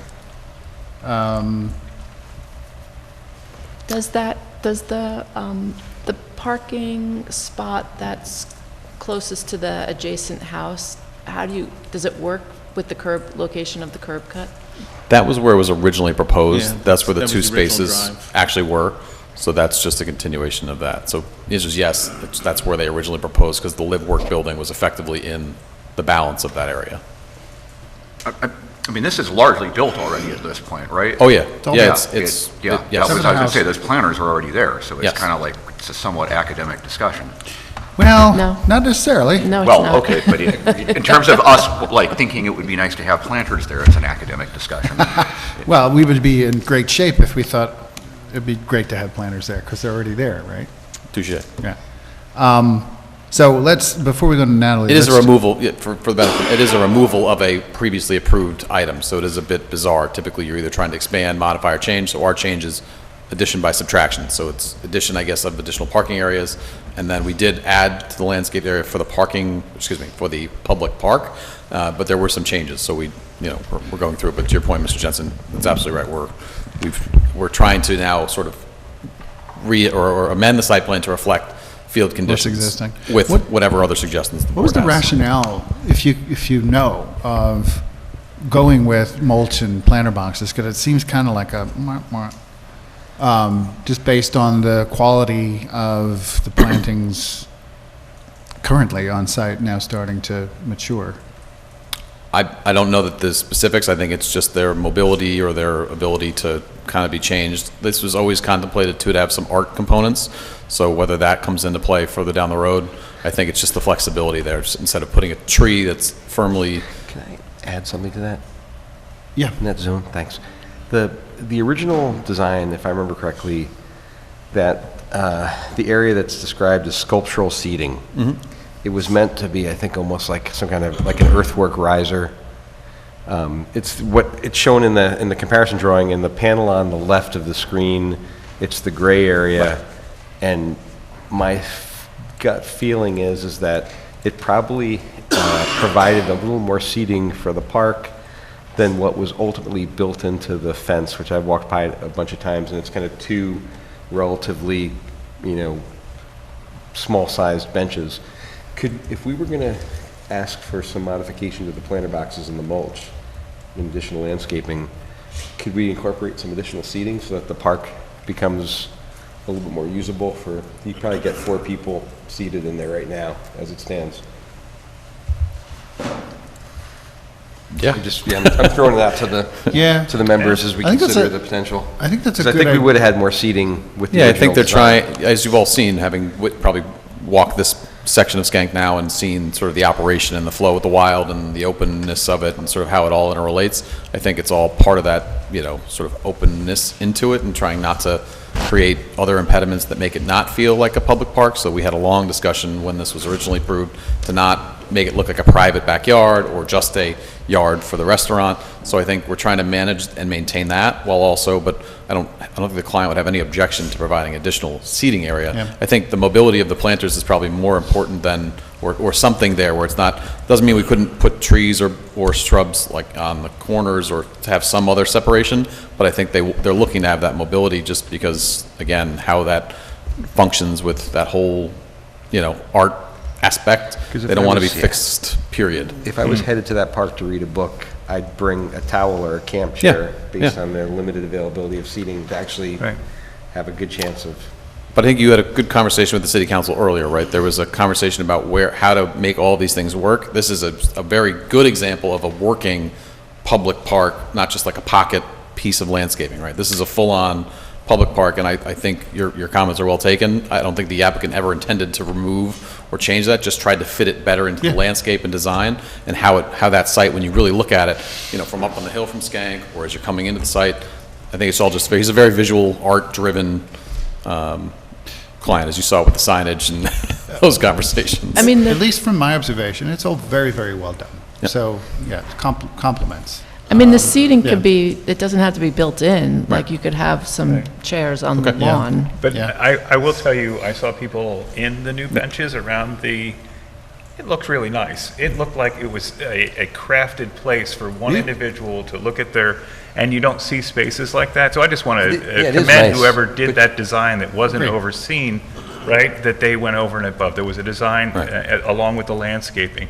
And I think to Len's point, You could fit like it would really be beneficial to everybody to integrate, to have this be more of that same high design standard, right? Yep. It's hard to talk people into doing that when it's like, oh my gosh, we just want to get done and start, or go on with our lives. But this is is it an opportunity for us to be very insistent, or Or is it an opportunity to ask you to do better and? Yeah, and again, this matters we're asking for a change of the removal of a thing from the plan, right? This was a physical building and there was interrelationships there too. So Clear. we're reducing that, we've Clear. expanded the park, but I think some type of a temporary or movable seating, I don't think the client would have any issue because again, it's providing the public benefit, but also allowing for that to shift if there is an art installation or if there are other things that change throughout what is permitted for use in this site. I think that the screening of the parking needs to be better realized. That I agree with. I think the idea of temporary seating is somewhat moot because then it becomes something that we can't necessarily police. It's either there or it's not. I do think, and maybe your client agrees, that the ability for additional seating to be introduced is a good one. My personal observation is more in line with Karen's. I think that visual screening is probably more of a priority. So if the planter boxes with the mulch could be further considered, I think I would be more in support of that. I would also go so far as to say, if you're going to do seating, and I understand that there's a fungible aspect to the potential for some art installation later, but if you're going to go about seating, either look at it permanent or don't even talk about temporary. You know what I'm saying? Because it'd be nice, the applicant's it'd be nice preference if we would be showed up not- one day and they've got temporary seating Right. and it's available to the public, but it's not something codified on the, what are you going to say on the plan? Temporary seating, and how are you going to police that? That's my point, right? So, but I further question though, in the new iteration, just in terms of the open space, have you increased what you had originally planned, just in terms of square footage on green open space? I'm getting a head nod. I know it is not major, but we haven't, the overall number has You haven't increased. decreased it? Correct. Good. And you've slightly increased it? It's Good. slightly increased because it ate up some of the other paved areas. Yeah. Yep. So anyway, that's just one board member's thoughts on the idea of the planners as opposed to something a little bit more robust and We'll screening. incorporate that, yep. Screening based. And again, if you're going to think about seating, which I think is a very good suggestion, let's just only talk about whether the applicant is amenable to permanent seating. Okay. Okay. Anything else on the subject before we go to? Keep in mind that seating would Our face planner. the park, not the street, Not the correct? street. Okay. Yeah. I have to do a William White plug here, that movable seating is actually a very desired thing in public spaces, so I wouldn't call it temporary, I would call it movable. Oh, okay, well And then- humans actually really like to move their seats I around. totally get it. I think if there's. Very fascinating Bryant documentary. Park, Yeah, exactly. No, agree. If there's a idea No of temporary, I get it. You don't on an wanna temp- application is like, well, how are we going to police that? Exactly. Because it's either there or it's not. Movable seating means it's there, it just can be moved around. Mhm. So, thank you for that clarification and distinction. Maybe that'll be my training next month, will be the William White documentary. Can also be stolen. I don't know why I immediately thought That was part of the study. Breaking Bad. Yeah, I'm Really? thinking Oh, no. Walter That White. they I'm like, once- why? What is that reference? Yes. Yeah, not Walter White. Not Walter White. There were situations where. Sorry, Okay, so anything else on your review? I think my only comment was, And that's why you got. I think thinking about, I was trying to understand a little bit more about the parking. So what's happened in the back, and I think there's the benefit of 3 spaces being provided. I guess I was trying to understand who are those spaces being provided for? Because there was originally 2 spaces here adjacent to the live work space. They were in a tandem like driveway, Yep. right? Yep. And so there was a small curb cut for Right. for that one driveway. So now I guess I'm trying to understand existing conditions. Are we expanding a curb cut, or does that curb cut already exist? Because now we're allowing 3 vehicles to pull straight in. And so what I wanted to bring up for the planning board is there's a benefit here, or a balance, right? Because you're getting the benefit of 3 additional parking spaces, but you're getting that at the cost of expanding the curb cut and kind of a little bit of a detriment, I think, to the pedestrian environment along this side street here. Both have pros and cons to them. Yeah. So I was trying to understand a little bit more of like existing versus proposed, and also are these 3 spaces intended to serve? Right, so first I'll go back to Mr. Russo's comment just about the utility poles. Mike is updating that plan to reflect that. So there was some change in the utility pole locations, so some of that changed just how that whole area operates. There will be to provide for 3 spaces, there will be a very limited expansion of that curb cut to allow for those 3 total spaces. The original, when this project was approved in 2021, it was still the old code, so it didn't have the same opportunity. So we had to actually seek a waiver from the planning board for the parking. So we received there was an analysis. Today, it would be between 0 and 33 is the threshold of what we'd need. We did provide for some new parking along Skank, right, some off-street parking, which was a long conversation too about because it's a tight. I remember. At the corner, Yeah. making that all function and make sure that it was far enough in and all that. So we tried to provide as much so-called off-street or on-street parking to satisfy both the commercial and the residential aspects. I mean, the intention there is for it to be utilized by the residential component, the fourth story. And I think they're just trying to maximize the overall number that they have and provide additional off-street. So I think for our perspective, it is a very limited or minor increase in the curb cut, so to speak, at that corner. And it would just, again, operate for use of the, as far as I understand, the residential unit.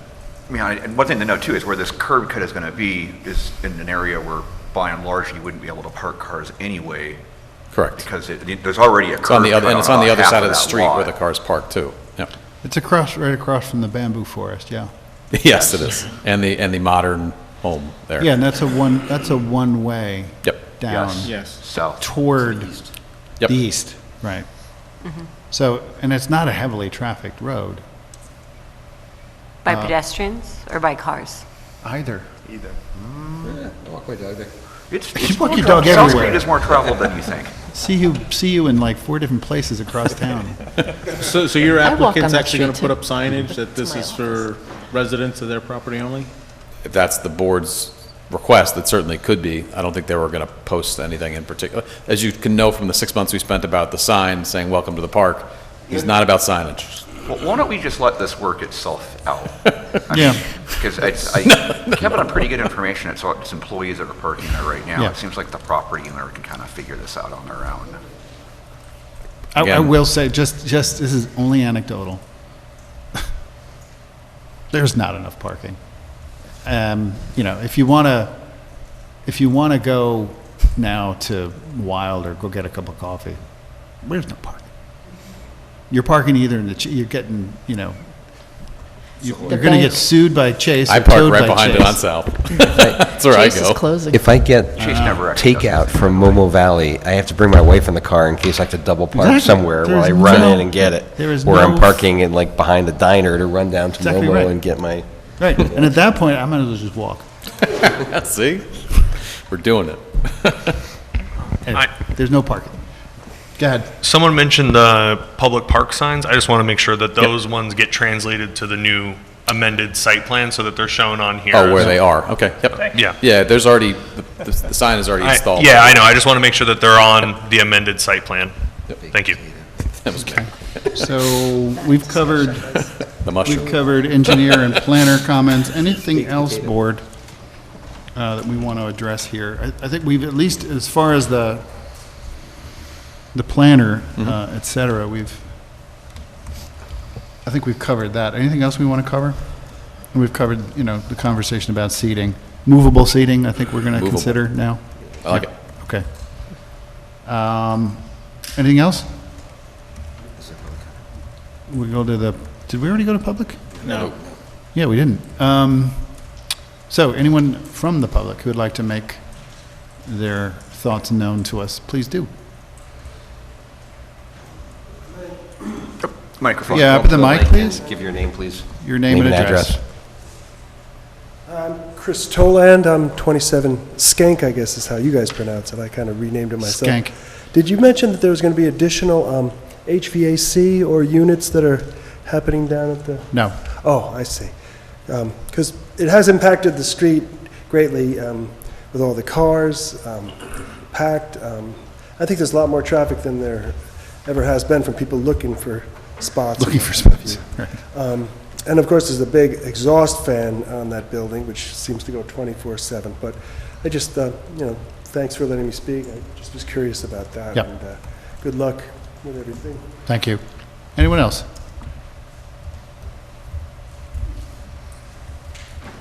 Yeah, there are no other improvements proposed. It's all, to Mr. Jensen's point, basically what's there, plus what we'll add from movable seating and additional landscaping. Thank you. Okay, motion to close the public hearing. Motion. Motion by David, Seconded. second by Len, all in favor? Aye. And then we can discuss or otherwise enter a motion to direct our attorney's office to draft amended neg deck. Any discussion on that, or otherwise a motion? Motion. Second. Motion by David, second by Karen, all in favor? Aye. Aye.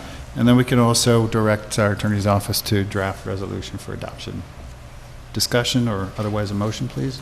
Motion. Motion by Karen. Seconded by Len. Second by Len. All in favor? Aye. Aye. Thank you. You want a break? Karen wants a break. All right. We're going to take a break.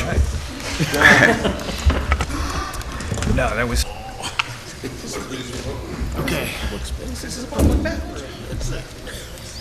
Where were we? Let's see. Everybody back? We ready to go? We are at number 3 on our agenda, continued review of application for site plan approval, mixed-use commercial and residential, 291 Main Street, submitted by Telephone Building LLC. Good evening. Welcome back. For the record, Taylor Palmer with the law firm of Cuddy and Fader on behalf of the applicant.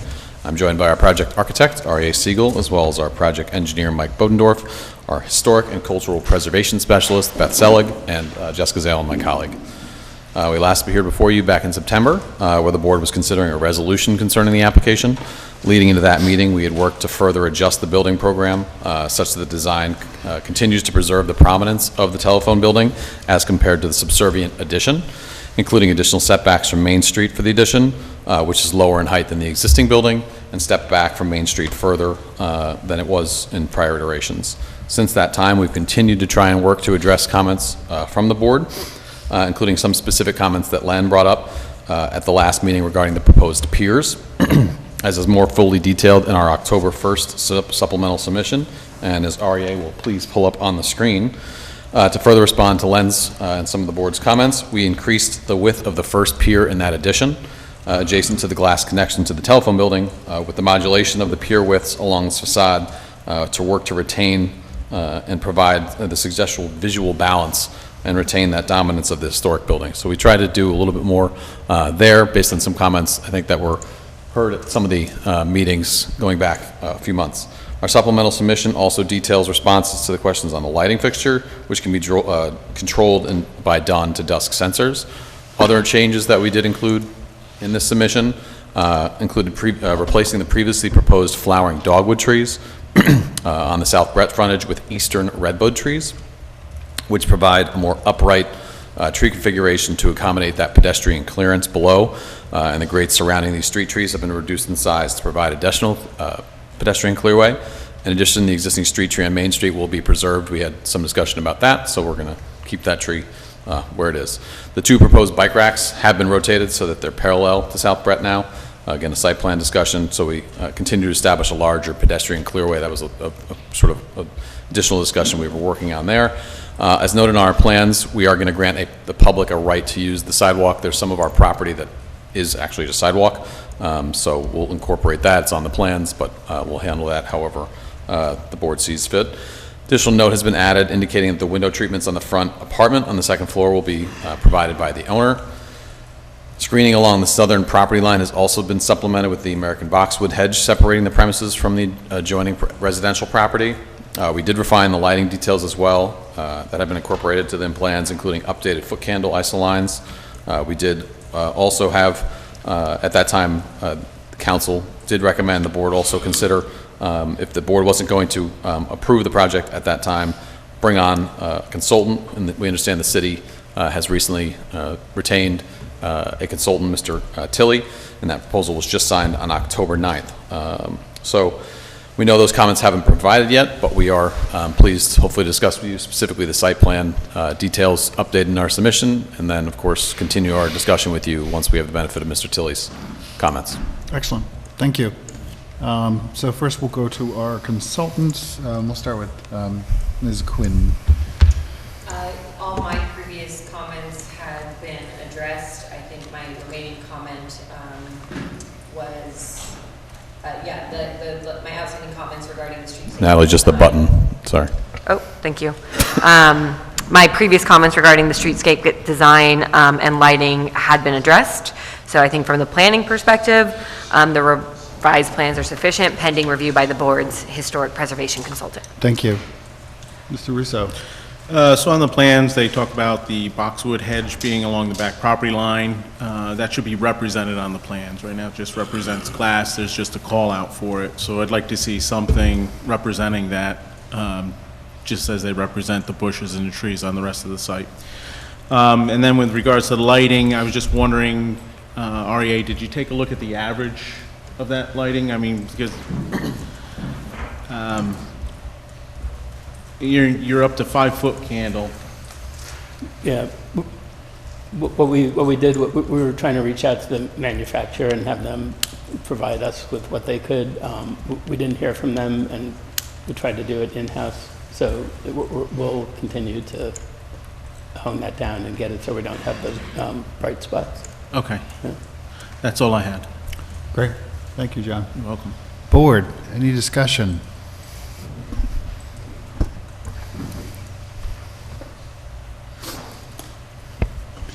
Wow. I guess we're Yeah. kind of waiting at this point, right? Yeah. I think, I think on the topic most pressing, yes, we're waiting for feedback from the consultant that we've hired. Sorry, you had something, Karen? The size of the boxwood that's called out is teeny. They're only called out as 1 gallon. I would look at that. I would also consider, just given how narrow the space is, you know, you have switchgrass already on your planting plan. That would, you know, also suffice to work as screening. As opposed to boxwood, you're saying? Or larger boxwood. Yeah, okay. Something that's going to achieve a greater height. what Yeah. you're saying? Yeah. Okay. Any other thoughts? Questions?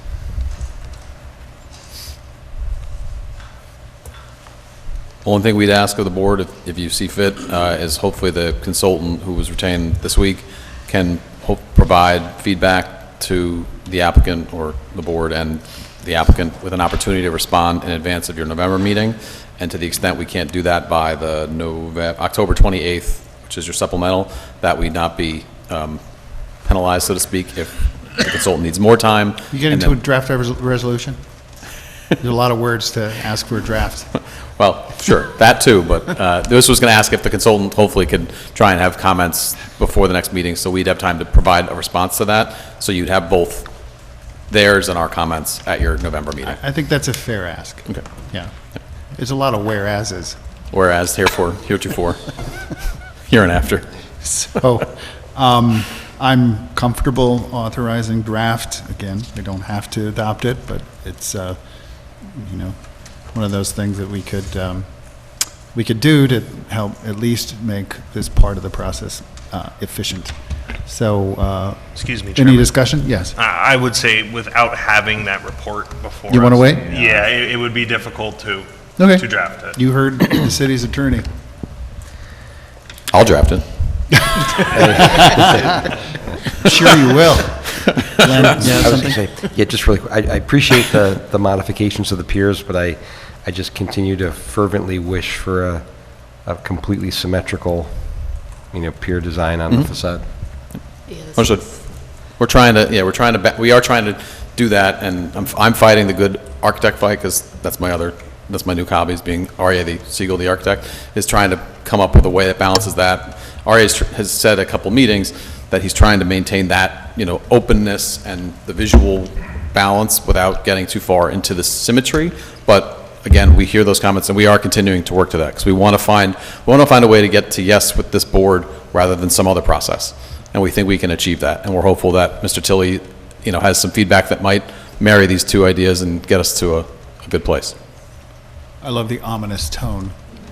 Thank you. Okay, so we will. Dun, dun, dun. It's Halloween after all. Some other process. Getting to yes. So we'll see you next month. Indeed. Awesome. Thanks. Great. So that brings us to item number 4, continued review of applications for subdivision approval and site plan approval, residential, 6-unit multifamily dwelling, 193, 195 Main Street. Good evening again. Taylor Palmer with law firm of Cuddy and Fader on behalf of the applicant.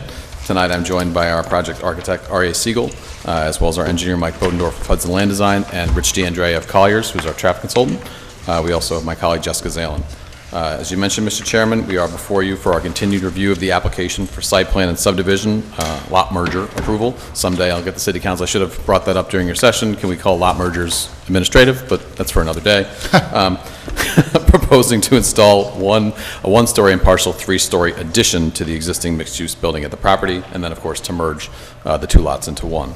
As you recall, at our last meeting, the board, we had significantly refined the overall project plan to include the addition rather than a new building.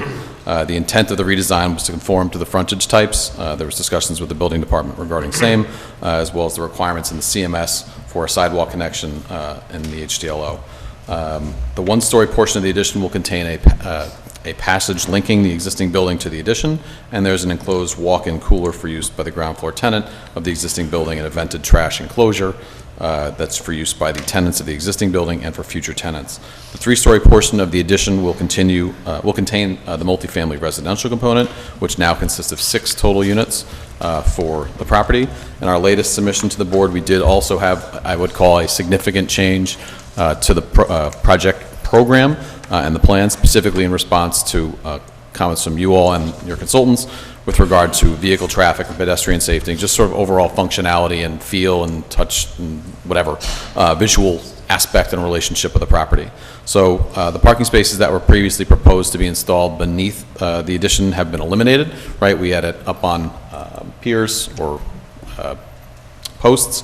That means there's no need for a passenger or commercial vehicles to access the rear of our property. Of course, we'll get into in just a minute the easement discussion that's there. So we'll still, of course, maintain access for emergency vehicles, which is part of that project design. The existing egress path that connects to Cliff Street will be modified to take a more pedestrian-friendly walkway. The concrete surface of the Cliff Street access parcel will be removed and replaced with permeable concrete pavers, and the center portions with grass grid pavers with grass-filled voids instead of along the outer portions of the access parcel. So the permeable and grass paver design will be carried onto and through the larger parcel and will be used to form a pedestrian-focused pathway stretching between Cliff and the entrance to the addition. As we did note in our submission, there were some comments from your consultants. We understand the owners of 8 and 10 Cliff Street have easement rights. This comes from very old deeds. This isn't like when you would approve it, we'd have, if there was an application, we had an easement, we'd, create relationships, notice requirements, all kinds of none of that. It's yieldy deed, say, I can pass and repass. There's no explicit details beyond that. We're going to include those in a supplemental submission just so the board and all of your consultants have it, and to the request of the engineer, we'll incorporate the language that's there. We may ultimately approach these neighbors and seek some better agreement, sort of a forever agreement, but notwithstanding, it's not very explicit other than ingress and egress. But again, it's a private matter related to those units, but we hear the comments and we're going to work to address it. Sorry, can you explain that in just sort of like six-year-old terms? Sure. So there's an access easement over so where the driveway is today off of Cliff Street. Between the two houses? neighbors, right, have existing deeded rights. So their deeds have a whereas effectively, or or one sentence that says with rights dating back to like a 1906 deed that says just access for ingress egress. So it's just a very limited sentence in a deed that says they have a right. So they have an access easement right. Doesn't the two houses flanking that drive? Correct. Yeah. Are deeded access, ingress, and egress. Exactly right. Got it. Because that's kind of the issue I was flagging from the start on this. Yeah, so we're not going to change their ability to utilize it whatsoever. We're just reducing the new additions need to bring additional vehicles to the back of the property. We're maintaining their ability, we're maintaining emergency access, but we're also creating a pedestrian linkage using that. So that's part of that. So the material effect of the change is that you're not anticipating adding auto traffic to that. Correct. Which took away a lot of the other discussions. We had showed the video of a big truck getting back there, but it removes our having vehicles go back there to park or any other circulation that's going back there other than a pedestrian connection. Is there still any need for an emergency? Sorry. Then how do you deal with that egress issue if there's no? No, it's going to be it's going to maintain as a permeable. It's still going to be all that's going to change is it's going to be a permeable paver. You're going to dress it up.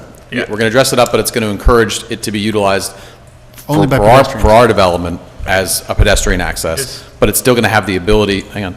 It's still going to have the ability for those those that have access easement rights, which is just the one car behind, I think, 8, and then to that garage in the back on 10, they'll still be able to access it because it's just a permeable paver, but it'll appear more pedestrian in utilization, but it will still also be able to maintain fire truck or other emergency service vehicles that, if they're even accessing the back beyond where they need to be. Okay, well, that's good, because whatever else is going on here, having a dozen or whatever vehicles that currently have off-street parking dumped onto the street would not be a good development. Like, Agree.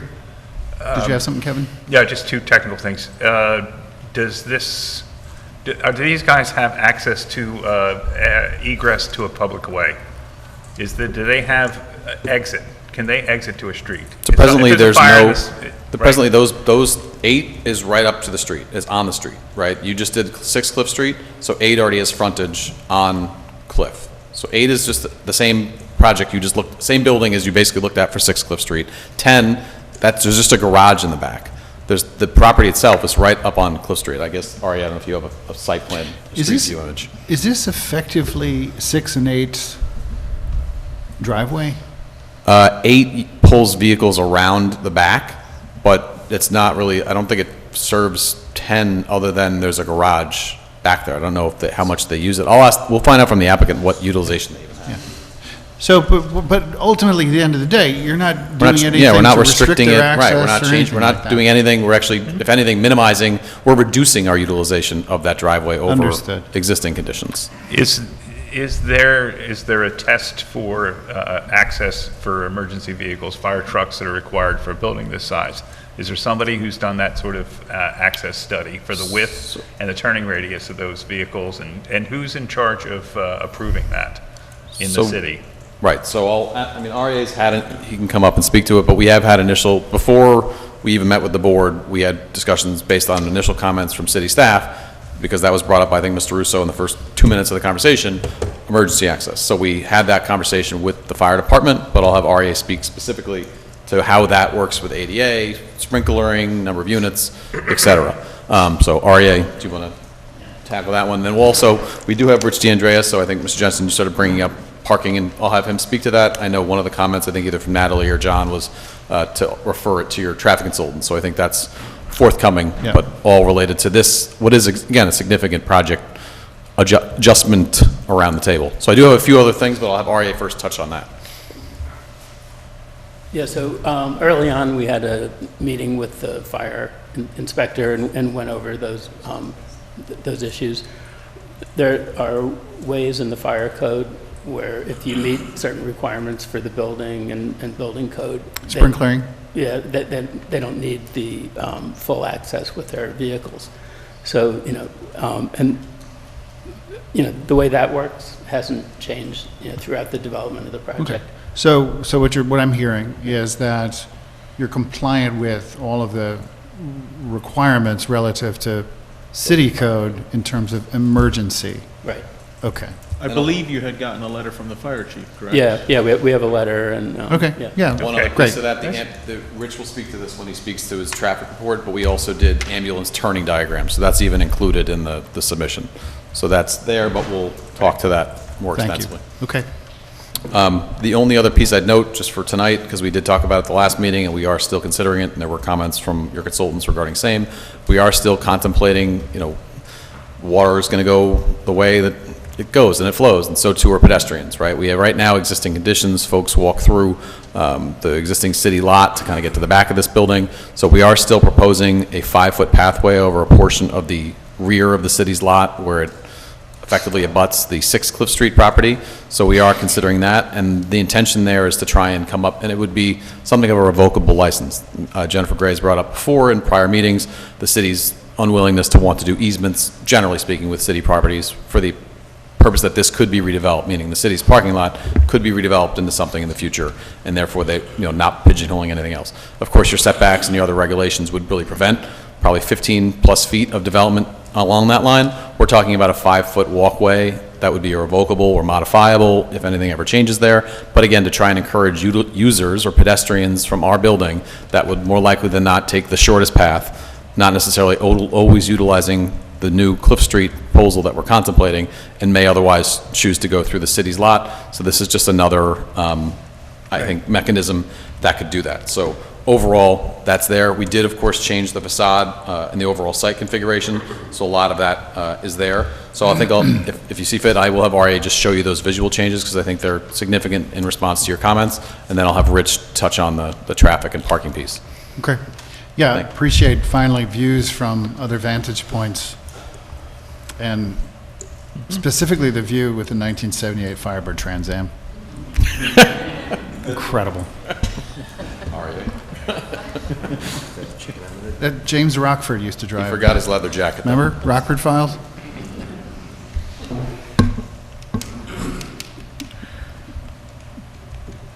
We can change the car model out.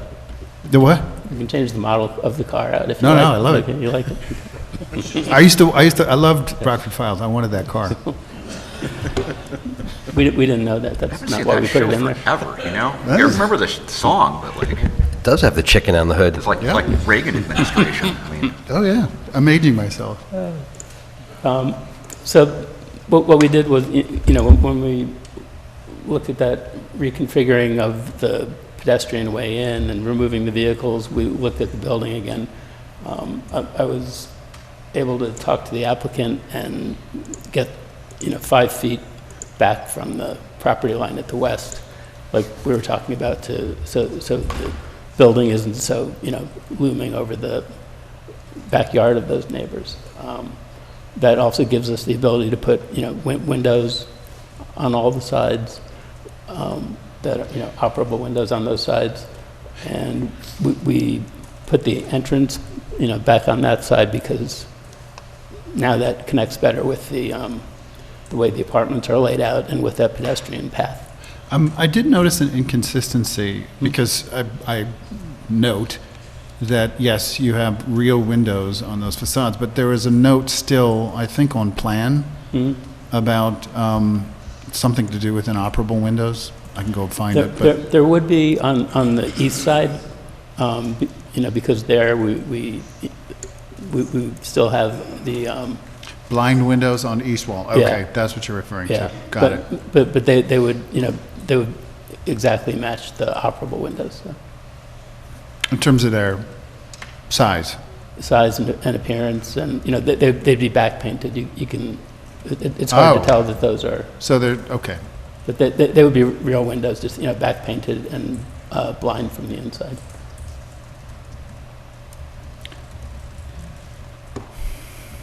And apart from that, we looked at extending the details around the building. We looked at the cornice again to get it a little more related to the existing cornice on Main Street, although this one goes all the way around. And just try to get the appearance to sort of fit in as a second tier, behind Main Street, sort of a design that goes with Main Street, but it's a little simpler. Speaking of the cornices, so there's, especially on the west elevation, there's an articulation in the brick facade. Do those cornices follow that articulation? I was going to have it just ride over. It seemed like it was getting complicated. I looked at it the other way. I could look at it again like that. Yeah, I don't know. There's something a little uncomfortable about that. And then the way that the lower cornice resolves against the higher piece on the south elevation, it looks both in the rendering and in the elevation drawing. It doesn't look resolved. You know what I mean? Yeah. I think in the elevation, it's it's supposed to like return back. It still looks like it's truncated relative to its. Yeah, I think it didn't opposite get counterpart. popped out all the way, right? And then the only other observation I'll make, just in terms of the aesthetic, and look, I appreciate the effort around the design because it's definitely improving, but the sort of water table off the ground, that element you have, one, what is that material you're intending? If it's that awful Lowe's brick or stone. Oh, no. Let's avoid that. Yeah. But also its proportion relative to the, and its relationship to the the windows, a little awkward. They seem very low, the windows, and that water table almost seems superfluous. It's just a weird relationship. Yeah. No, I'll look at that. I mean, we want to give a base to the building. The windows are kind of tall, so they come, you know, a little bit close to the floor, and you know. Yeah, I'm not averse to the articulation there at the ground. Yeah. It's just Just there's how some, it's it's detailed. relationship, Yeah. I think it's what I'm responding to is its relationship to the bottom of the windows along that Right. first level. Okay. That's all. And then what is the material of the windows you're proposing? Are those aluminum frame? Or at least the way you make them look in the rendering, that's what they look like. Very narrow, Oh, thin yeah, frame. they'd be aluminum clad.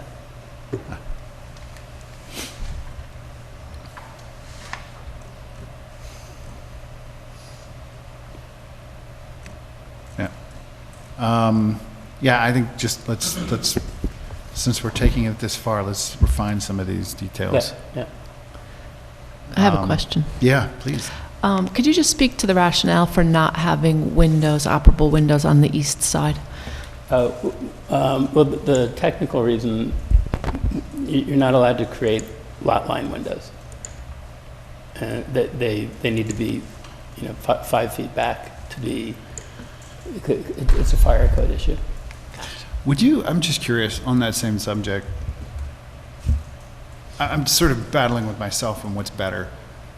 Back-painted fake windows or just inset brick to, I don't know, replicate an old factory that it's Right. somewhere in its history, it got infilled. Yeah, no, I mean, I think that can work too. It's you know, and we'd have the rest of the detail, we'd just take the window out.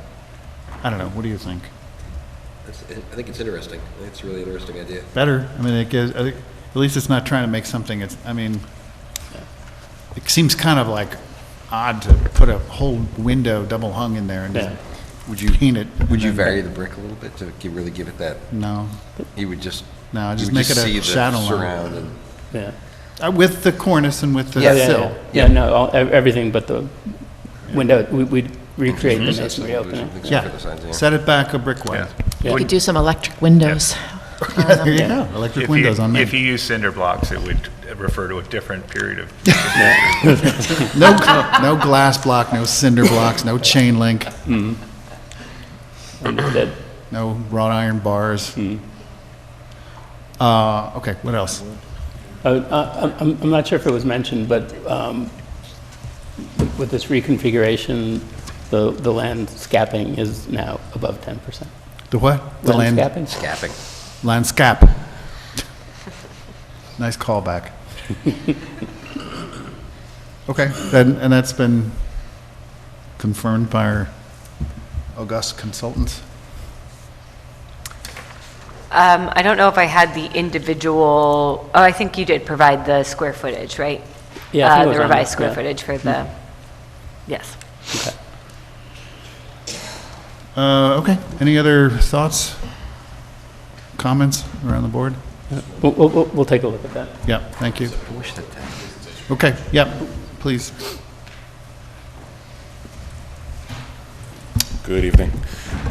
Just quickly touch on the emergency vehicle access. We did look at getting an ambulance into and out of that driveway, just to make sure that was feasible. And that was part of our submission, so it does work. We didn't look at the fire access because of what REA talked about. So, on traffic and parking, we went through our typical review on both of those. Traffic, you can imagine that the 6 units are not really going to generate a ton of traffic on an hourly or a daily basis. But I think the parking, because we're not providing any parking on the site, was more of the critical review. When you look at the city code, it's a maximum of 6 spaces that we're allowed, and we're not obviously providing that.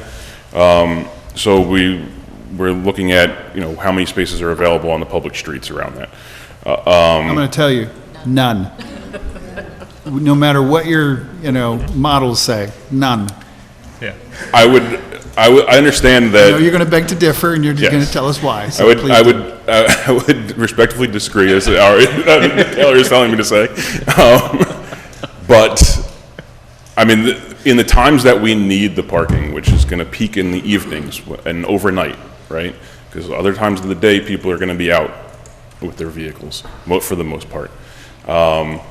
There is available parking. If you went out there right now, you would see that there's available parking. And I can document it with video and pictures if you want me to. But there is available parking out there. There's actually a dearth of it, if you think, right on Cliff Street, DeWint Street's right next to it. There is parking available. And more than enough to accommodate the 6 or so spaces that we are saying are needed here. So I know there's a comment from Mr. Russo about having your traffic consultant review it. We're happy to provide our documentation to them about what this parking is, if that's necessary, so we can do that. But in our opinion, there's more than sufficient parking to accommodate the 6 I don't know. spaces. I just think about those times when and look, I just got to do this mental exercise. Not on the weekend. Not on the weekends, absolutely. I was going to use a sort of an average day example, and then I was going to go to the weekends. But you know, I rent an apartment in this building. It's a work day. I leave in the morning, and you know, I'm sick. I can come back in the afternoon. Say it's Thursday or Friday. I got nowhere to go. There's no parking. So, you know, it's not nighttime, it's not this condition. And then on the weekends, where are these people going to park? The parking is not going to necessarily be right out front on Cliff Street, right? Where is it going to be? It could be 500 feet down the road. And I can tell you from my personal experience, because I do this every day, I walk 400 feet to my door from my car every single day. Right. So it's not unusual. Yeah. That you may have to look for a space further away at certain times. Yeah, you know, the way I look at this is, yeah,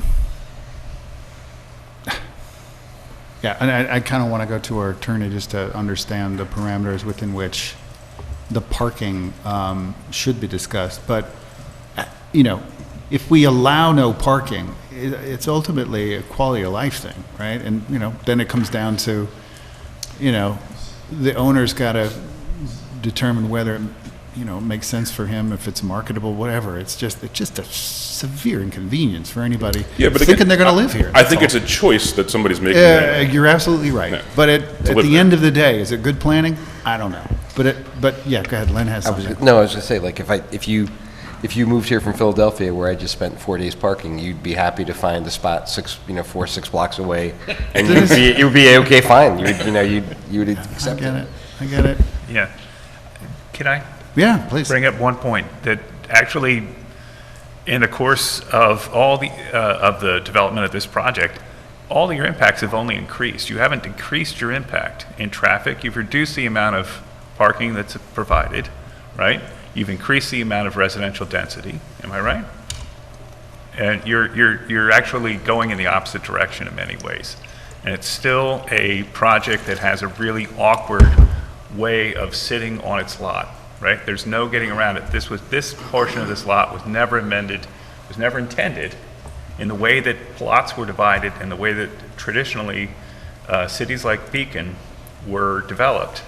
It was never intended to have these sort of mid-lot, large buildings structured on it, because they don't have access to the normal access to sidewalks, utilities, services, and other things that would be done. So it's an awkward from its conception, right? And what's made it possible is I think some unintended consequences of recent changes in zoning and requirements for these lots. And I really don't feel like that you're asking the city to support you, right? To support this kind of intense development in what's an open space that's currently being used for what other open spaces in these larger lots on Main Street get used for ancillary parking, storage, other things that you need ground area for, right?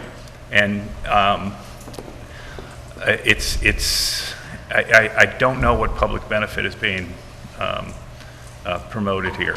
I can respectfully disagree with you and provide some of that feedback. So let me start. So with respect to that if you look at the aerial over Main Street in that area, buildings do extend further back than where this building presently is. So because of the existing utilization, the commercial space, and how that existing building on Main Street is situated, it doesn't allow for the perfect extension just as a, as an addition, the way that you might otherwise prefer. Doesn't mean that it's not able to be done or shouldn't be done.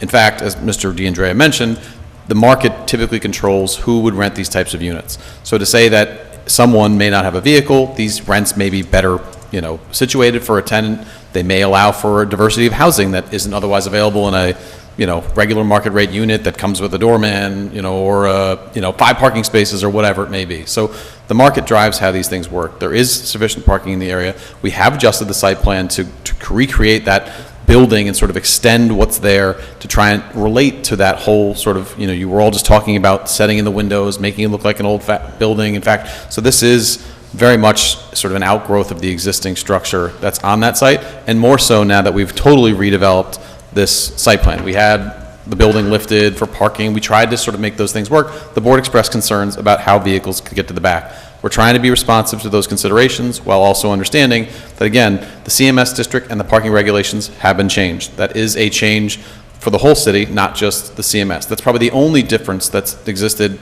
The CMS was changed years ago. There has been no new changes other than the parking, maybe some minor here and there for a long time. I think you mentioned during your city council session, potential changes or updates to the comp plan. It's been a long time since CMS, other than the 4th-story restriction and this new parking regulation, has been adjusted. So with all due respect, this building program, the layout is consistent with what you see along this section of Main Street. Mr. Jensen brought up how vehicles go around, and there's a, I'm going to call it a porte cochere. As you get further down Main Street, that gets to a different parking area for one of those lots. So there's a lot of different functions in the way this worked. You mentioned bars on windows and cement block and things that you did see. You had first-floor apartments on Main Street, in the last 15, 20 years. So this building is trying to provide what the comprehensive plan has asked for, which is a diversity of housing opportunities, and it is trying to do that in a way that requires no variance relief, which at this time, it does not. So while the program is still evolving, we heard comments tonight, and we're going to keep doing so as we've gone through. This project is very different from when you saw it, and I think you are starting to see a real visual representation of how that will interrelate and work with that area along Chris Street, where we saw an application for a 1-family moving to a 2-family. It's transitional therefore, thereafter. So you have a lot of these changes or stepping stones, or somebody used a better word before, I think was Councilman Mansfield, but something. It's growing, it's changing, it's adapting. This is just an outgrowth of a lot of that, and all coming together at this site, which may not work at another property, but it doesn't mean it can't work here. Agree to disagree, but that was eloquently stated, but I don't know if I Fair agree enough. with it. Okay, what else can we do for you this evening? I don't think anything at this point. We are going to make some additional updates at the next meeting. We may, assuming the board sees that the application is sufficient or fully detailed, we do have to provide you with a lighting plan. We've done some lighting notes, but we need to give you a formal plan. So now that we have the site section, I think the last box to check is the lighting plan, and at that point, we might ask you to do consider seeker determination, but right now, that's it. Thank you. Thank you. There's 6 units in the addition. Yes. 4 units in the main building. Is that right, Ari? Yeah. 4 in the And main. how many square feet of commercial space? Well, I don't have the exact number for you of the existing commercial for Beacon Bread, and yeah, I don't have the number. I can get it for you. Should be on your Okay. plan. Well, because that's what the parking space formulas are tied to.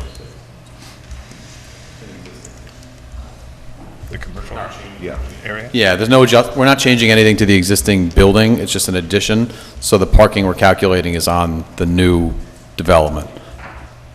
So it's on the 6 units. So that's what the analysis is for, not the existing structure. Okay. That just seems a little awkward since this involves eliminating parking that's behind the building right now. Well, yeah, I mean, we presented that in our initial presentations about the application. Those areas are not parking areas. It is behind the building. I think the florist, they had said sometime to deliveries, but the tenants don't have rights to use that for parking. So it's not a parking area under existing conditions. Some have probably used it that way, it's not a site-planned parking area. Because again, it's two separate lots. Sorry, Mr. Chairman. It's two separate lots. To get even back there is a different lot. Like, you can't get there unless you cut through the city's property to get to this parcel. No, you just drive through that driveway on East 8 Cliff Street. That's how everyone gets back there. No, I know that, but you technically, if you didn't own, that parcel is not owned by, so the Main Street parcel doesn't own, this applicant does, but they're two different lots. We're merging the two lots. So the driveway itself, it's off the screen now, but the driveway itself is a different property. So while they may do it and constitute a trespass, I guess, it's not, or it would have to be an easement by necessity or otherwise. It's not a, other than the fact that the applicant now owns it. Historically, it wasn't, I don't believe it was a one parcel, one and the same. We purchased, the applicant owns two parcels to make that operation work. So in the unlikely event that driveway parcel were sold separately, Correct. whoever wanted to access the then landlocked parcel would be trespassing. Effectively. Right. Unless they made a legal argument that they had a easement by prescription or some other vehicle that said they adversely possessed it, or some other vehicle to say that they had rights to use it. Right, so it just so happens because the owner owns both parcels. Yeah. They can traverse it, but it's not a designated parking. It's a separate, the lot itself cuts, oh, again, it's not there. It's cut off, like, as you get to the back, effectively as you get to the back of the 8 Cliff Street building, which is where that weird pinch point came, which led to our discussions about getting vehicles back there in the first place. So I guess that begs the question, you are combining the two parcels, the Main Street parcel and the rear parcel, right? Is the aggregate requirement being considered for parking once you've combined them? There's no change again to the building. We're doing, the addition is what's being proposed, so the existing conditions aren't changing as far as what parking, there was no parking provided back there. No, I'm just the parking requirement, right? The 6 required that we're looking to forget. Is it 6 based on just the new addition? Yeah. It's 6 based on the new addition because when we do our observations of the existing parking utilization, the parking that would be for the existing buildings accounted for in that already. Okay, all right. So just in terms of the planning board's ability to further the discussion around parking, I just want to understand because this is a new law and we're kind of new in sort of administering it relative to these types of applications. What are our parameters? Could you help us? Yes. So the new law does not provide a minimum parking requirement for the CMS district. It does provide a 1 parking space maximum. Right. However, the code also provides that the planning board shall determine the appropriate number. Right. So the planning board does have discretion to require parking under this. That's why I believe the applicant has done a study, and it should be referred to the city or the planning board's consultant in order to help the planning board make that determination. Thank you. Fair. So what the applicant is doing is making the argument that, hey, planning board, just based on the fact that sometimes there's parking, we don't feel that there's parking necessary for this particular application.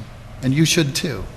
And the So, but planning we board still should- have the discretion. The planning board should make its own determination. Got it. With the benefit of That's the our traffic with consultants. Using the Yes. traffic E- study fair. as well as the report from Craney and Manning that will, once referred, hopefully, will be forthcoming.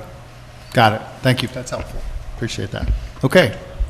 I just needed clarity before I go to bed. So I don't ruminate over this all night. That's right. All right. Thank you. So we're going to move to our final. He didn't contact us, he only contacted Hudson Land Design, so.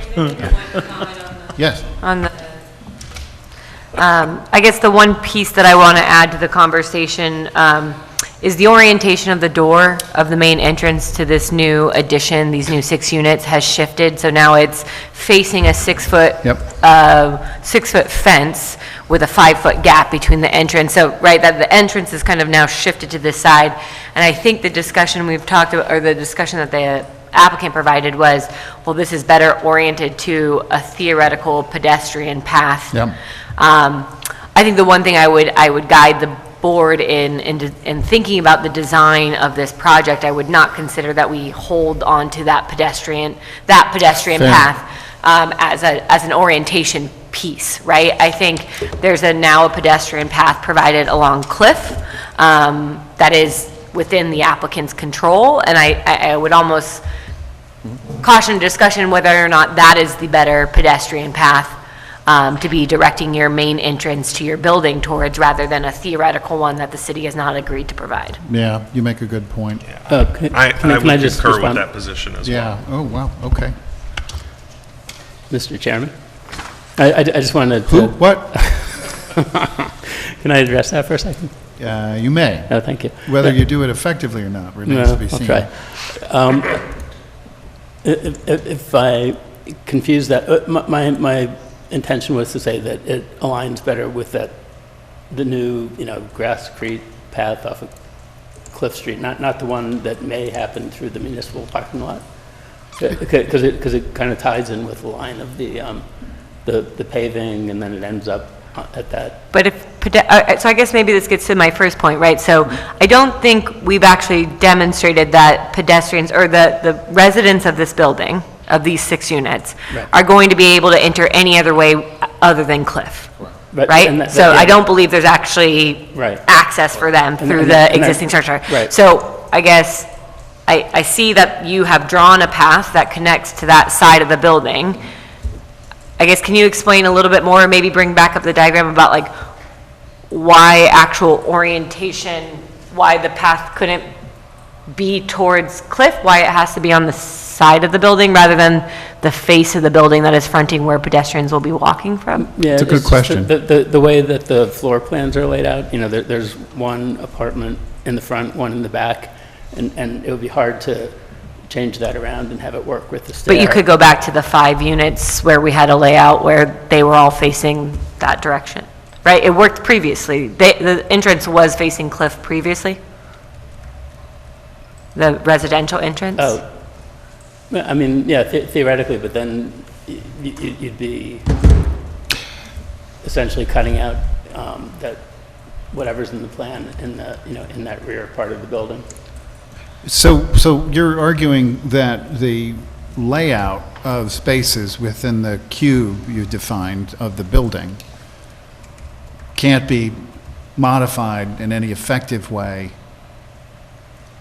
to orient the lobby and the entry to the south. That's, I'm not sure I believe that. It could be done. It would be some like sort of long corridor space along the side of the building. So, we'll look at it. Yeah, I mean, we can look at it. You're closer also, to the. I mean, the idea was that we improve that pathway, bring it up to that new entrance, and then work on the design of that area. Even though it's not large, we can turn that into something. Yeah, and here's what you're doing too. And now that I'm kind of looking a little bit more closely at the plan, is you're creating a situation where every single tenant coming into this building and the activity of that is not only passing by one of the tenant's bedroom windows, but is also adjacent to that tenant's head as they're sleeping in that bed.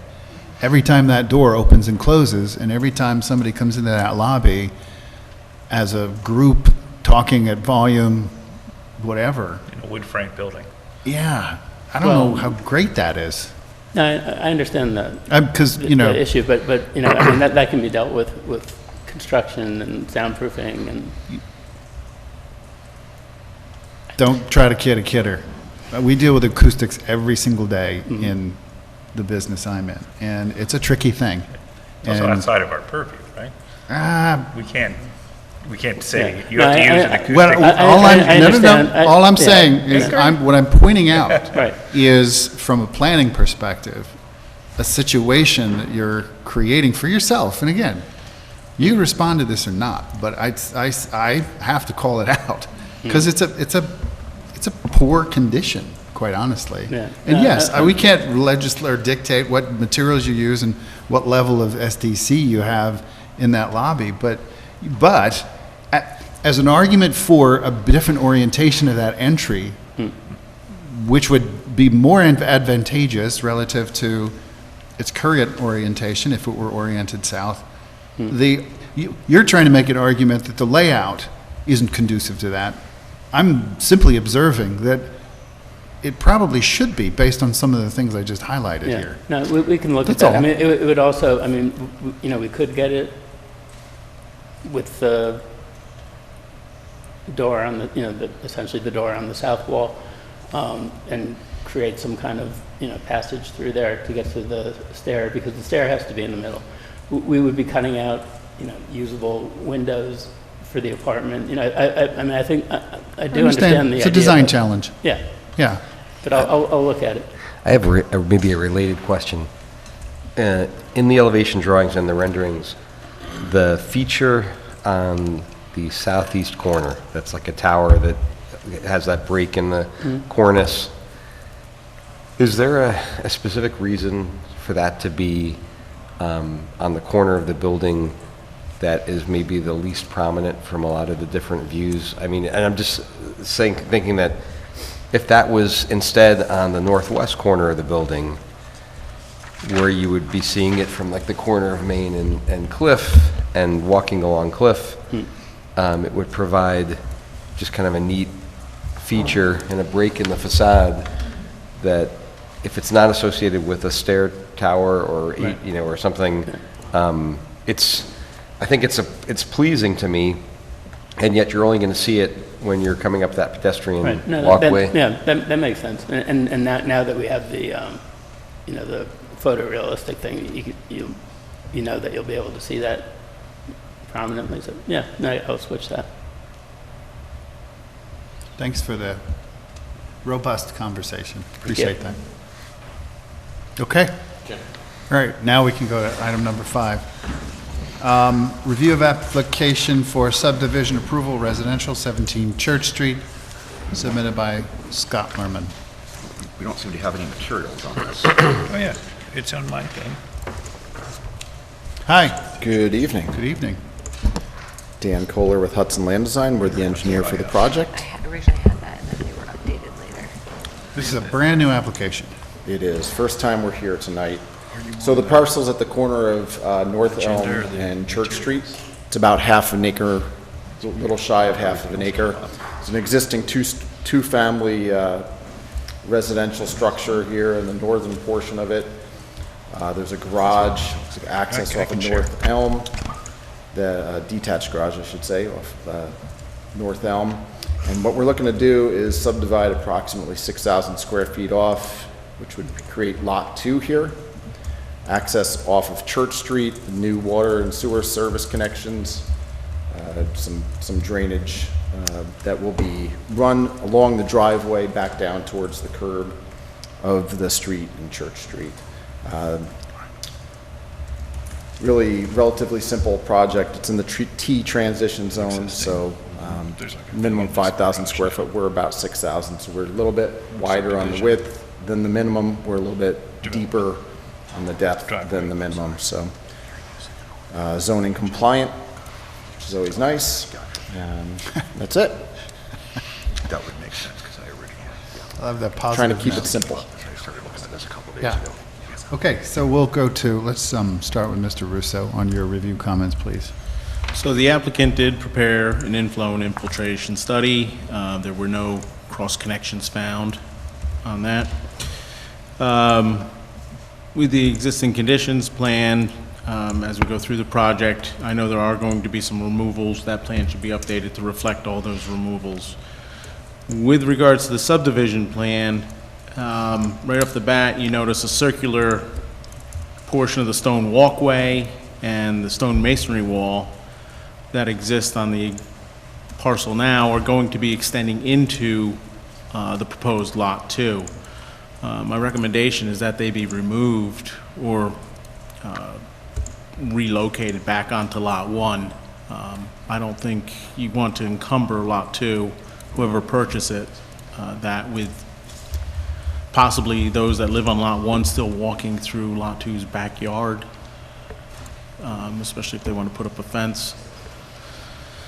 I'm also recommending some additional landscaping be provided between lots 1 and 2 for some privacy. I've asked them to look at the grading along the rear of Lot 2. And then there's just some other general cleanup that I'm looking to be provided on the plans. Okay. There's a lot of chain link fence in this neighborhood. What are I'm you sorry? There's a lot of chain link fence in this neighborhood. This is, they have a wrought iron fence in this area. Yeah, along the road, they have wrought iron. Along both Church and North Elm on this one. Yeah. I think it's along the I side think the yard. chain link is along the side yard there. You are correct there. That's Yeah. I thought they had mostly the right on parcel. the parcel to the east, which is planned down. Right. Okay. Natalie, what are your thoughts? I have no comments really, except that I did, just to confirm, I think what the applicant said is reviewed both parcels for compliance with the dimensional regulations of the T district. They both comply in terms of, lot area, width, required setbacks.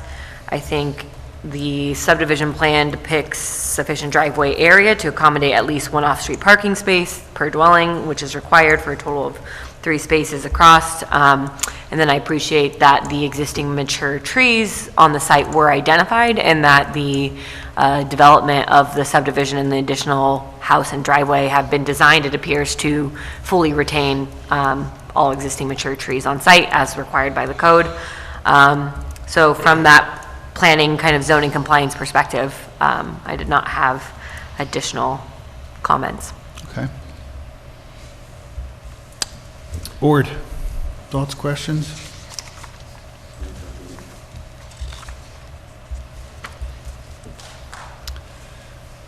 Wow. I know we're looking at Google Earth to look at these, but this is one of the, in applications like this, and like the one on, in your neck of the woods there, John, sorry, if we could require that the context, that say 3 adjacent houses on either side with their frontages and porches and all those other things for every one of these applications be provided when this is done, because we have a requirement to have them fit into the existing fabric, right? So if they demonstrate that from the beginning, it's going to really save everybody a lot of time. I won't have to go to, it's not a lot of trouble, right? It's just, it's a plan, it's a certain scale, it shows the existing buildings. For some of them, we might ask for views of the street, right? So that in the application, it's telling you that this is compliant, we've examined that and then demonstrating it. So that's just one of my comments about what some of the issues we were discussing before, an example of it. Other than that, it's a big lot, right? Yeah. And this is what's happening in residential lots, in the residential areas, that people have an incentive to subdivide and make, I'd prefer to have 2 single-family homes than like a multifamily in these situations. And not that it's, you know what I'm saying? Because of the existing fabric of single-family homes in the community, I think it's really beneficial. It's one of the unique things about Beacon that makes it very, have a different character than other communities. Fair. Anyone else?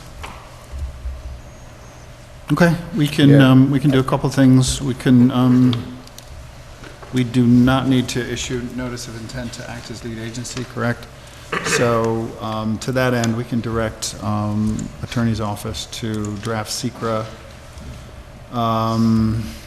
Thoughts on that, Board?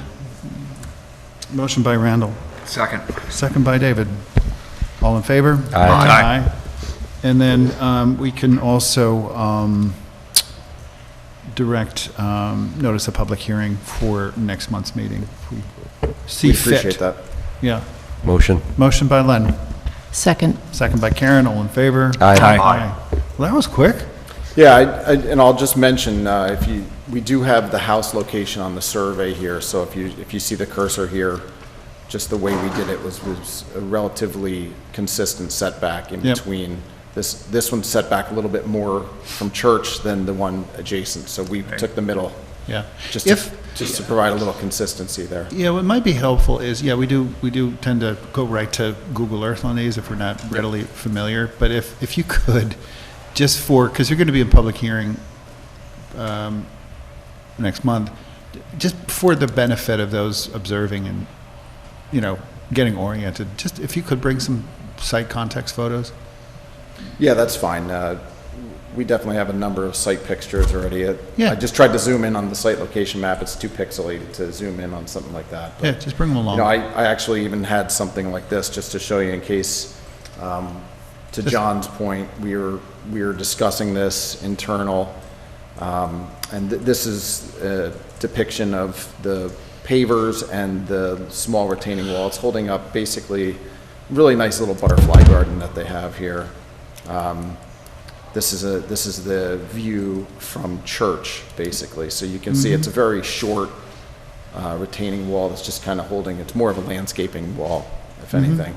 So we'll be removing that as part of this application, so that it's not there as part. If the applicant doesn't know right now if he's going to build on this lot or if he's going to sell this lot, so just to make that very clean, we'll get rid of those features now. I think I think to reconcile the remaining lot, just as far as some of those features would be super helpful as well. Yeah. Okay. Yeah. Thank you. And I'll get back to you on the drainage and grading there, so. Okay. Okay. Thank Right. you very much. Yep. Appreciate your time. Okay, now the fun stuff. We have 2 local laws.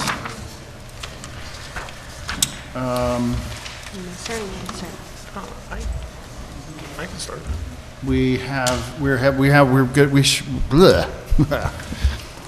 We'll be revisiting the proposed local law that we discussed last month regarding residential uses in the R15 zoning district. And then we also have a request by the city council to review proposed local law concerning the train station zoning district. So which one do we want to start with? I think we should start with the R15. So this is the first time that you are seeing draft materials. I think at the last meeting, Jennifer and I just kind of did a verbal communication in terms of what was in front of the council. I think we did take back your comments about a concern of absentee landlords and rental, allowing multifamily, which is more likely, not to be owner occupied. So that was shared. And then also, I think the very observant comment about the minimum 5,000 square feet lot area per unit would preclude many lots within the R15 from actually being utilized for anything greater than single family. I'll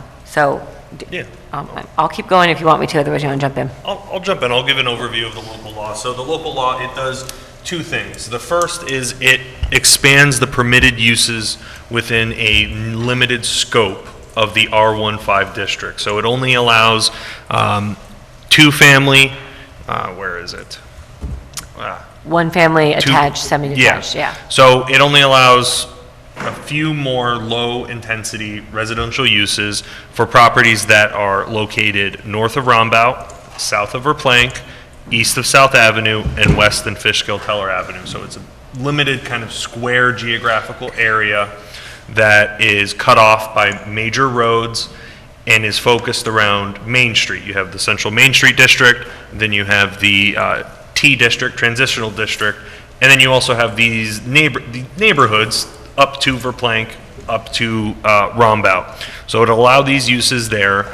It, as Natalie pointed out, and per your comments, it would also lower the minimum lot area per dwelling unit from 5,000 to 2,500, because without lowering it, there would not be a possibility for about at least 85% of the parcels to even consider, expanding to a 2-family dwelling.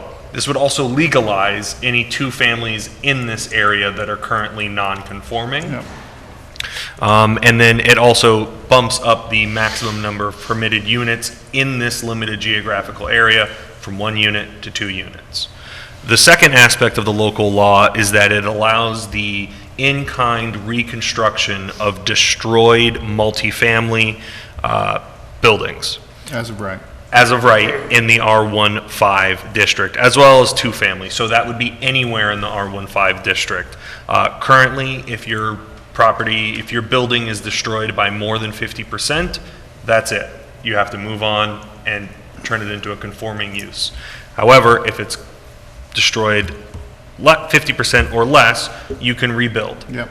This would allow the existing housing stock of multifamily and two-family anywhere in the R15 to be rebuilt in kind. They would not be allowed to expand any nonconformities, or if they would like to, they would have to seek a variance. So again, that is only for the R15. It does not apply to any of the other R1 districts or any of the other commercial or mixed-use districts. Yep. So let's talk about, like, starting with the second thing. So we're talking about the property on Route 90 that burned down, and it had 6 units. I actually don't believe that one would have been eligible. No, it's not, because they already rebuilt it, but that was like definitely what triggered local interest in this law. Like that, or at least I never heard anything about it before. I'm not aware of that actually being a direct impetus for this local law. It was a part of the larger discussion of, hey, should we legalize or maybe consider additional residential uses in this area, because there are a lot of two-family or multifamily in this area. That's my understanding of why that came about. And I do believe that was discussed by the council, and it was determined that even under this local law, that property, I don't believe, would have been eligible if this law is adopted. Outside the boundaries. I think it's outside the boundaries, exactly. Because it's south of the boundary. But here was the language issue I was kind of concerned about, because the overall proposal, I'm not really sure, candidly, like how I feel about whether you should be able to rebuild a non-conforming use that gets destroyed. I mean, the traditional rule in zoning has been that if it's more than 50% destroyed, you can't. This language about not increasing the degree of non-conformity.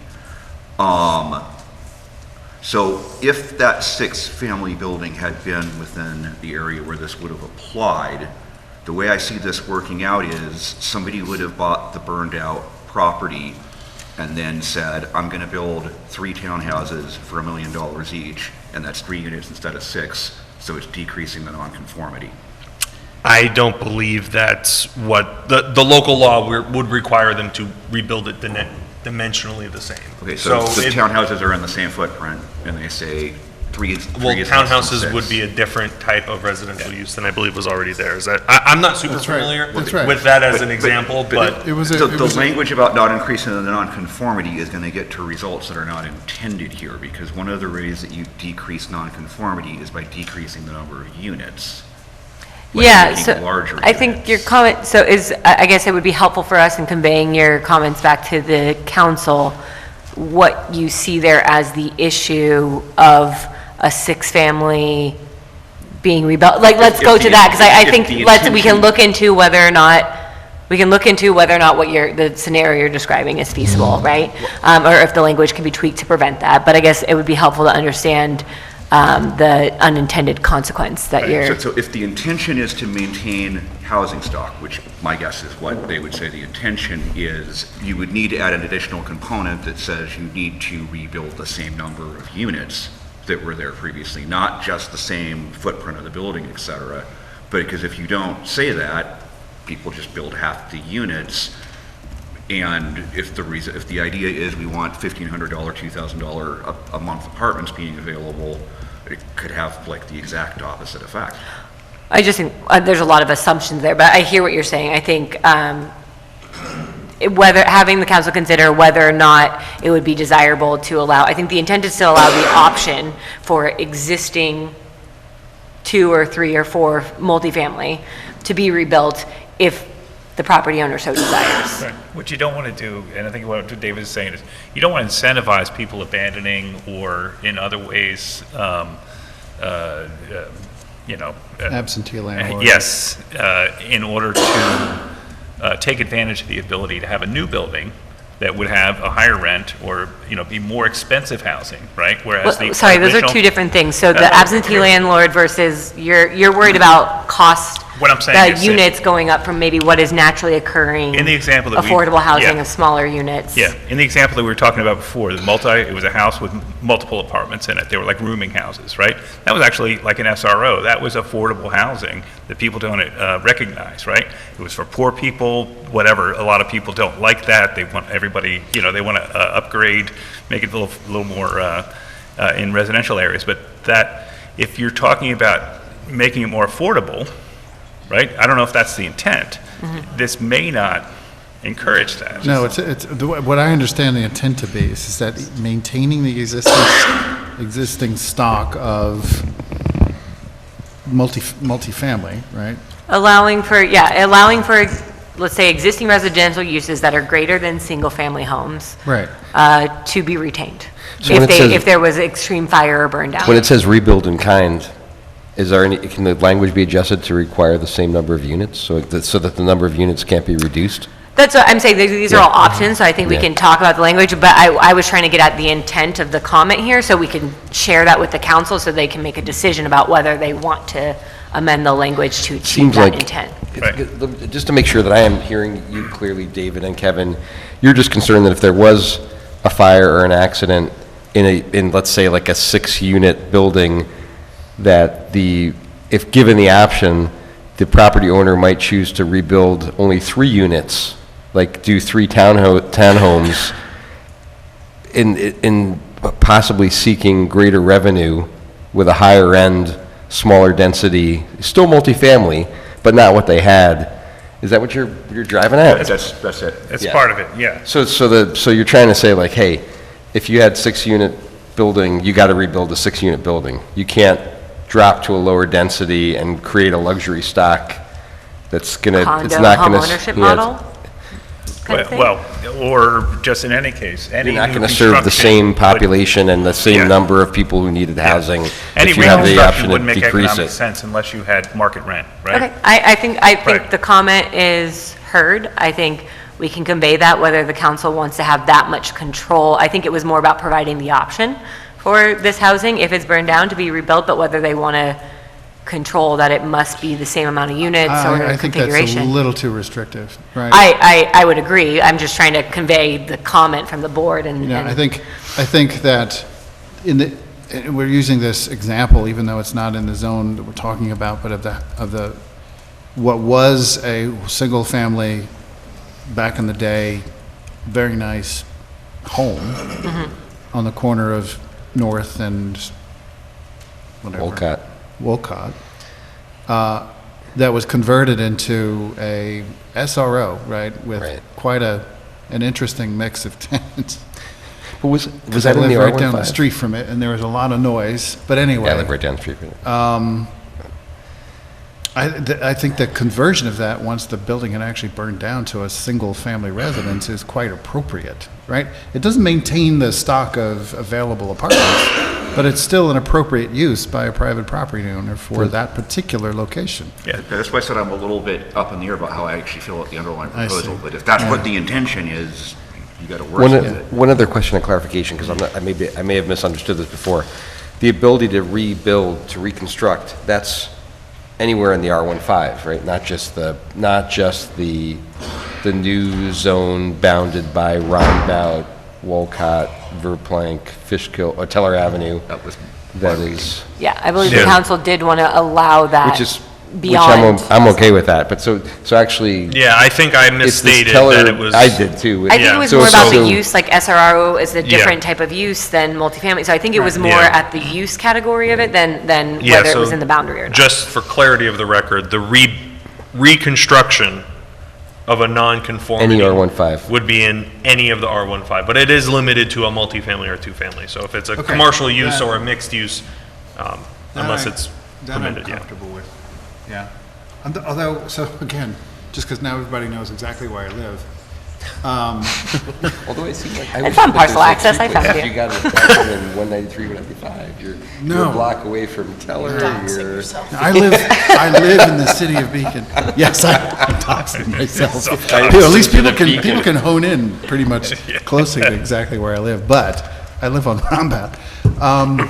When you say north of Rombat, is that inclusive of Rombat? It is. Okay. So it is both sides of Rombout, Got it. except for there is an exclusion there. For my house. I don't know that. I was trying to get, yeah, and the idea was is that when you look at the properties there, the multiple corner lots, they don't really fit that same aesthetic and appearance as the ones that are just Yes. directly facing. Yeah, the mansions on Teller. Yeah. Anyway. We also, I think we also have to be careful. We talk about a lot of times where we live, but let it be very clear that we care about, no, not that, that we care about every neighborhood in the city, not just what's close to us, No, you know? Your absolute course. That's implied. Yeah, no, it's also about where I'm near. Okay, so It might- for right some now, the people comment might that be I have misled. on this local law, that if the intent is to retain all the units, and this is not agreed upon by the full board, but like, if the intent is to retain all the units, that may require tweaking to the language about rebuilding in kind. If that is the intent, for a six-family must be rebuilt as a six-family. Well, here's And then what- there's an argument about whether that should be the intent. Here's what I'm just struggling with is that there are instances where, and they're one by one. There are instances where that scenario that you just described might be appropriate, but it also might not. So, Well, I mean, the problem is if you need to get a use variance, the actual standard to get one, you most of the time should not be able to meet. So it's kind of, it basically, I understand where the city's coming from, trying to have a one-size-fits-all rule.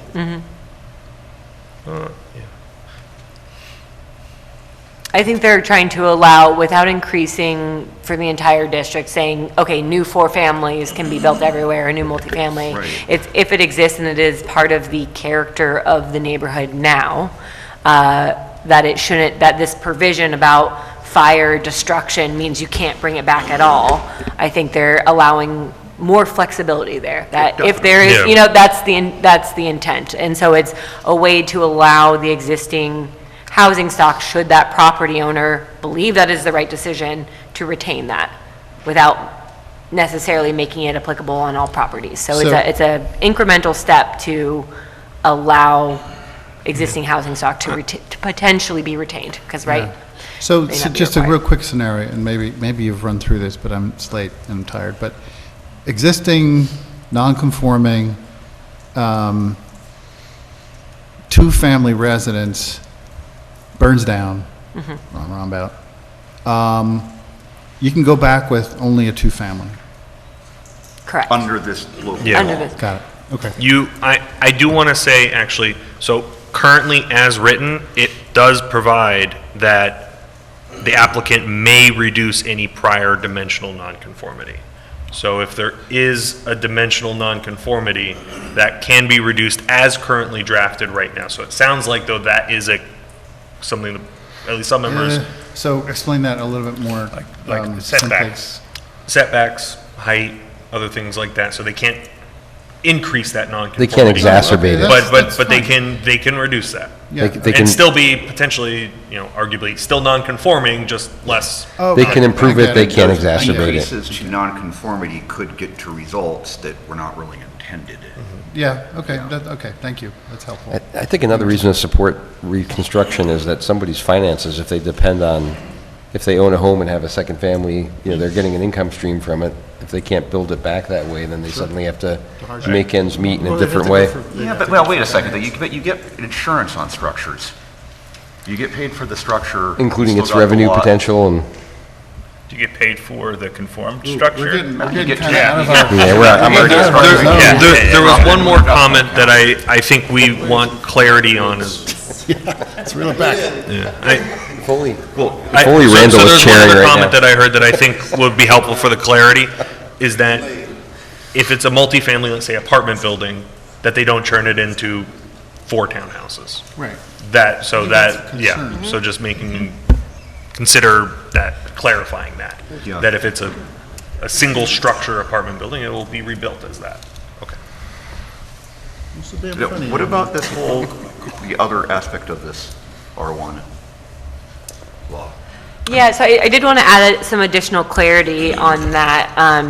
just things I think that are important to point out. So the minimum lot area was kept at 5,000, right? Whereas the minimum lot area per unit was reduced to 2,500. And that was done intentionally so that you couldn't get someone subdividing a lot and doing two individual single families, right? So it's not intended to make all the lots in the zoning district smaller.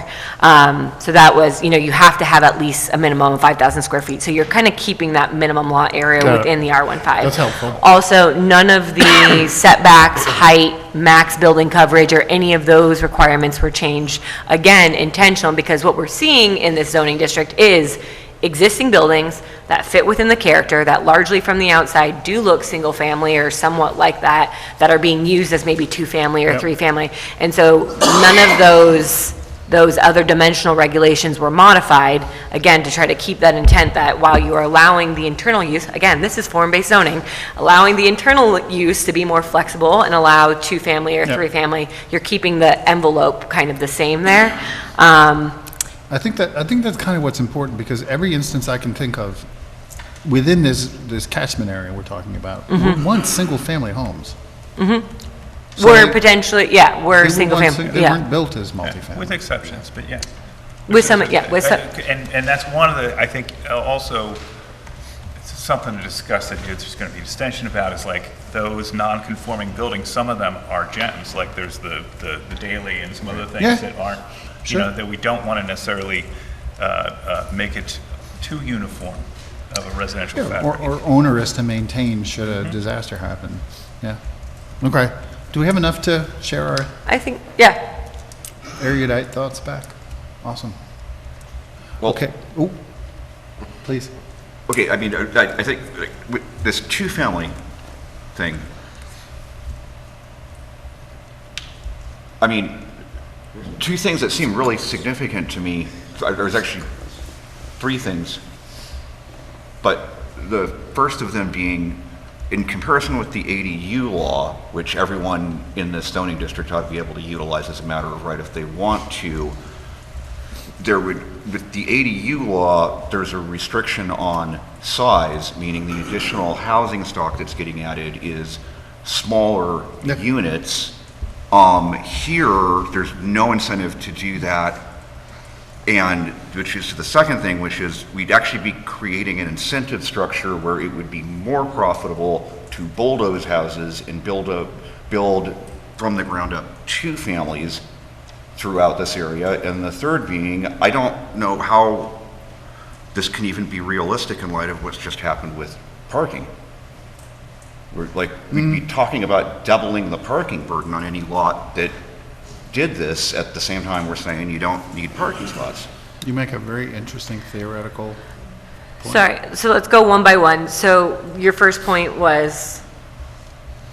Okay, the first point, unlike with the it's ADU different law, than ADUs. we're not incentivizing the creation of smaller and foreseeably and we're lower also not rent requiring units. owner occupancy. We're So also that not was requiring very owner intentionally discussed with the council, whether or not does the ADU law cover this? And so the ADU law does apply to the citywide, right? So you're looking at many districts that have the same ADU regulations. And again, this is looking at a limited area of the R15 in close proximity where, unlike some of the other zoning districts, there may be existing character as well as conditions that support moderately higher density and allowing two families. So yes, it's not, I don't think it's supposed to be in exchange for the ADU. It's another option for homeowners or property owners to look at ways. I think in terms of the parking, right, so this is still an R15, so there's still a minimum parking requirement per unit that would be applied to whether you have one family or two family, that you have one space per unit. And I would say the majority of these lots, as we kind of saw, you have typically driveways or things like that existing that can accommodate the minimum of two cars. And I forget what the third point was. It wasn't parking, and We're it was incentivizing teardowns. I do think that has been a concern with the council, and I think that has been discussed a lot. I think to say that you're incentivizing tear downs in this market, I just don't think that's really fairly true. I think what you're incentivizing is potentially conversions of single family to two-family, but the cost of tearing down an existing structure and building a two-family, I think is going to be largely prohibitive for that increase necessarily in the rent that you're And going you to. notice, most of the new construction is in empty lots, because there's a huge cost difference between an empty lot and a built structure, and it's tough to make it economic as a development thing. Yeah, absolutely. Just No, I generally get as a that. principle. Between asbestos and lead paint in particular. Whatever, Yeah. yes. And I think that's why we were only looking at this moderate, because I think if you started to get into 4 units, or high units, then you maybe look at people Increase the being incentive. incentivized to merge lots and build bigger structures, because potentially, depending on the situation, 4 units could, the revenue from that could outweigh, so I think I'll just say, I think from the council perspective, they are looking at ways to add kind of soft density and the ability for additional housing units, and this was seen as one that is in character with the existing characteristics of the neighborhood and could be done incrementally and then observed and tweaked and potentially expanded or modified based on how this plays out. But I think that's been a lot of the conversation of, this is a small change that aligns with what the existing land use in these districts is showing. Part of it is, we can move on because I realize we all want to leave, but it's Yeah. just, we've made significant changes, like with the ADU law as well as with the parking requirements, and we haven't really seen how these actually are shaking out yet, because that's going to take a couple years. I feel like this might be kind of doubling down on this a little prematurely. Okay. I think I can say for now, for the sake of moving the conversation along, noted. Yeah. I will try to find a way to put that in there. Yeah. I don't know, yeah. I don't know if others want to second that or agree with that, but I will put that in there that was expressed. I'm a little punchy. That falls into the category of the kind of thing we can share with the planning board, and they'll just, the council, and they'll say, thanks. Noted, right? Okay. All right, so next juicy one, the train station zoning district. Do we have, is this one where we have an action to produce comments collectively and filter them into our attorney? And I think Mayor Lee was saying you guys could take a couple of months to collect your thoughts on the train station. I like your thinking. We have had this in draft form for at least a week or 2, right? My goodness. I have detailed comments. I like your idea. Yeah, collect Maybe them. we can collect our thoughts and share them. When's guess not, okay. Well, I just want to say that the planning board has a statutory 30-day period that the council cannot act on this. But after that 30-day period, the council is able to act upon. So our feet are to the fire. Not necessarily. You can ask for additional time to consider it. But the council isn't required to grant that. That's good to know. I think in light of our conversation today with the council, discussion about us looking at these things and having, Yeah. I think in light of our conversation today with the council, the ability for us to have real kind of consolidated thoughts when we look at these things and decision, especially when you come to something like this train station zoning, has to be taken in consideration. And I personally would ask for the time that's needed and the clock be damned. Yeah, Because I'm in these total agreement. decisions need to be done right and not necessarily, and you can quote Randall on that one. Mr. Randall Williams. I tend to agree. I think, yes, we have had the benefit of this in draft form for a few weeks, but it is one that I think carries such import that, and given Mayor Kyriaki's note earlier this evening about taking the time, let's do that. Let's request some time to collect our thoughts. Do you want us to give an overview of it Yeah, first? I think that's a good idea. Okay. I think that's No, helpful. we're done. You were done. We need more time. Yeah, let's please do that. Okay. Yeah, so first off, the proposed local law is a hybrid text and map amendment. Yep. It would change the name of the Waterfront Development District to the Train Station District, and then that would automatically rezone any parcel that's in the WD to the train station district. Quick question there. Doesn't it carve out certain areas to remain waterfront district? The waterfront district will be Cease to exist. Cease to exist. There is a additional portion of this proposed local law which would take any waterfront park zone portions that are east of the train tracks and rezone them to the train station district. And then there is a small chunk of existing parcel in the waterfront district that is west of the train tracks, so closer to the waterfront.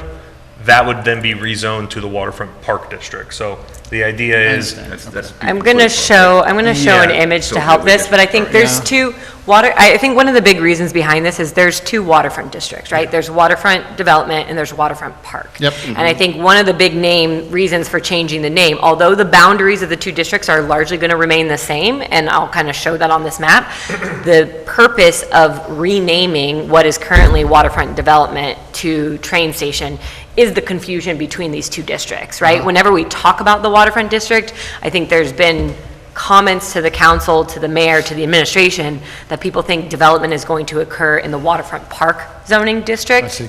Yep. So let me get this going and I'll show the dimensions of that, but I do want to say there are tweaks to the districts. The waterfront district and these parcels are in many ways staying the same, but it's getting renamed. So is there, is there development going to happen in the renamed train station district? Which is currently the waterfront development district, okay. yes. But when it's renamed, or what, it's the attempt to isolate that from the global waterfront development?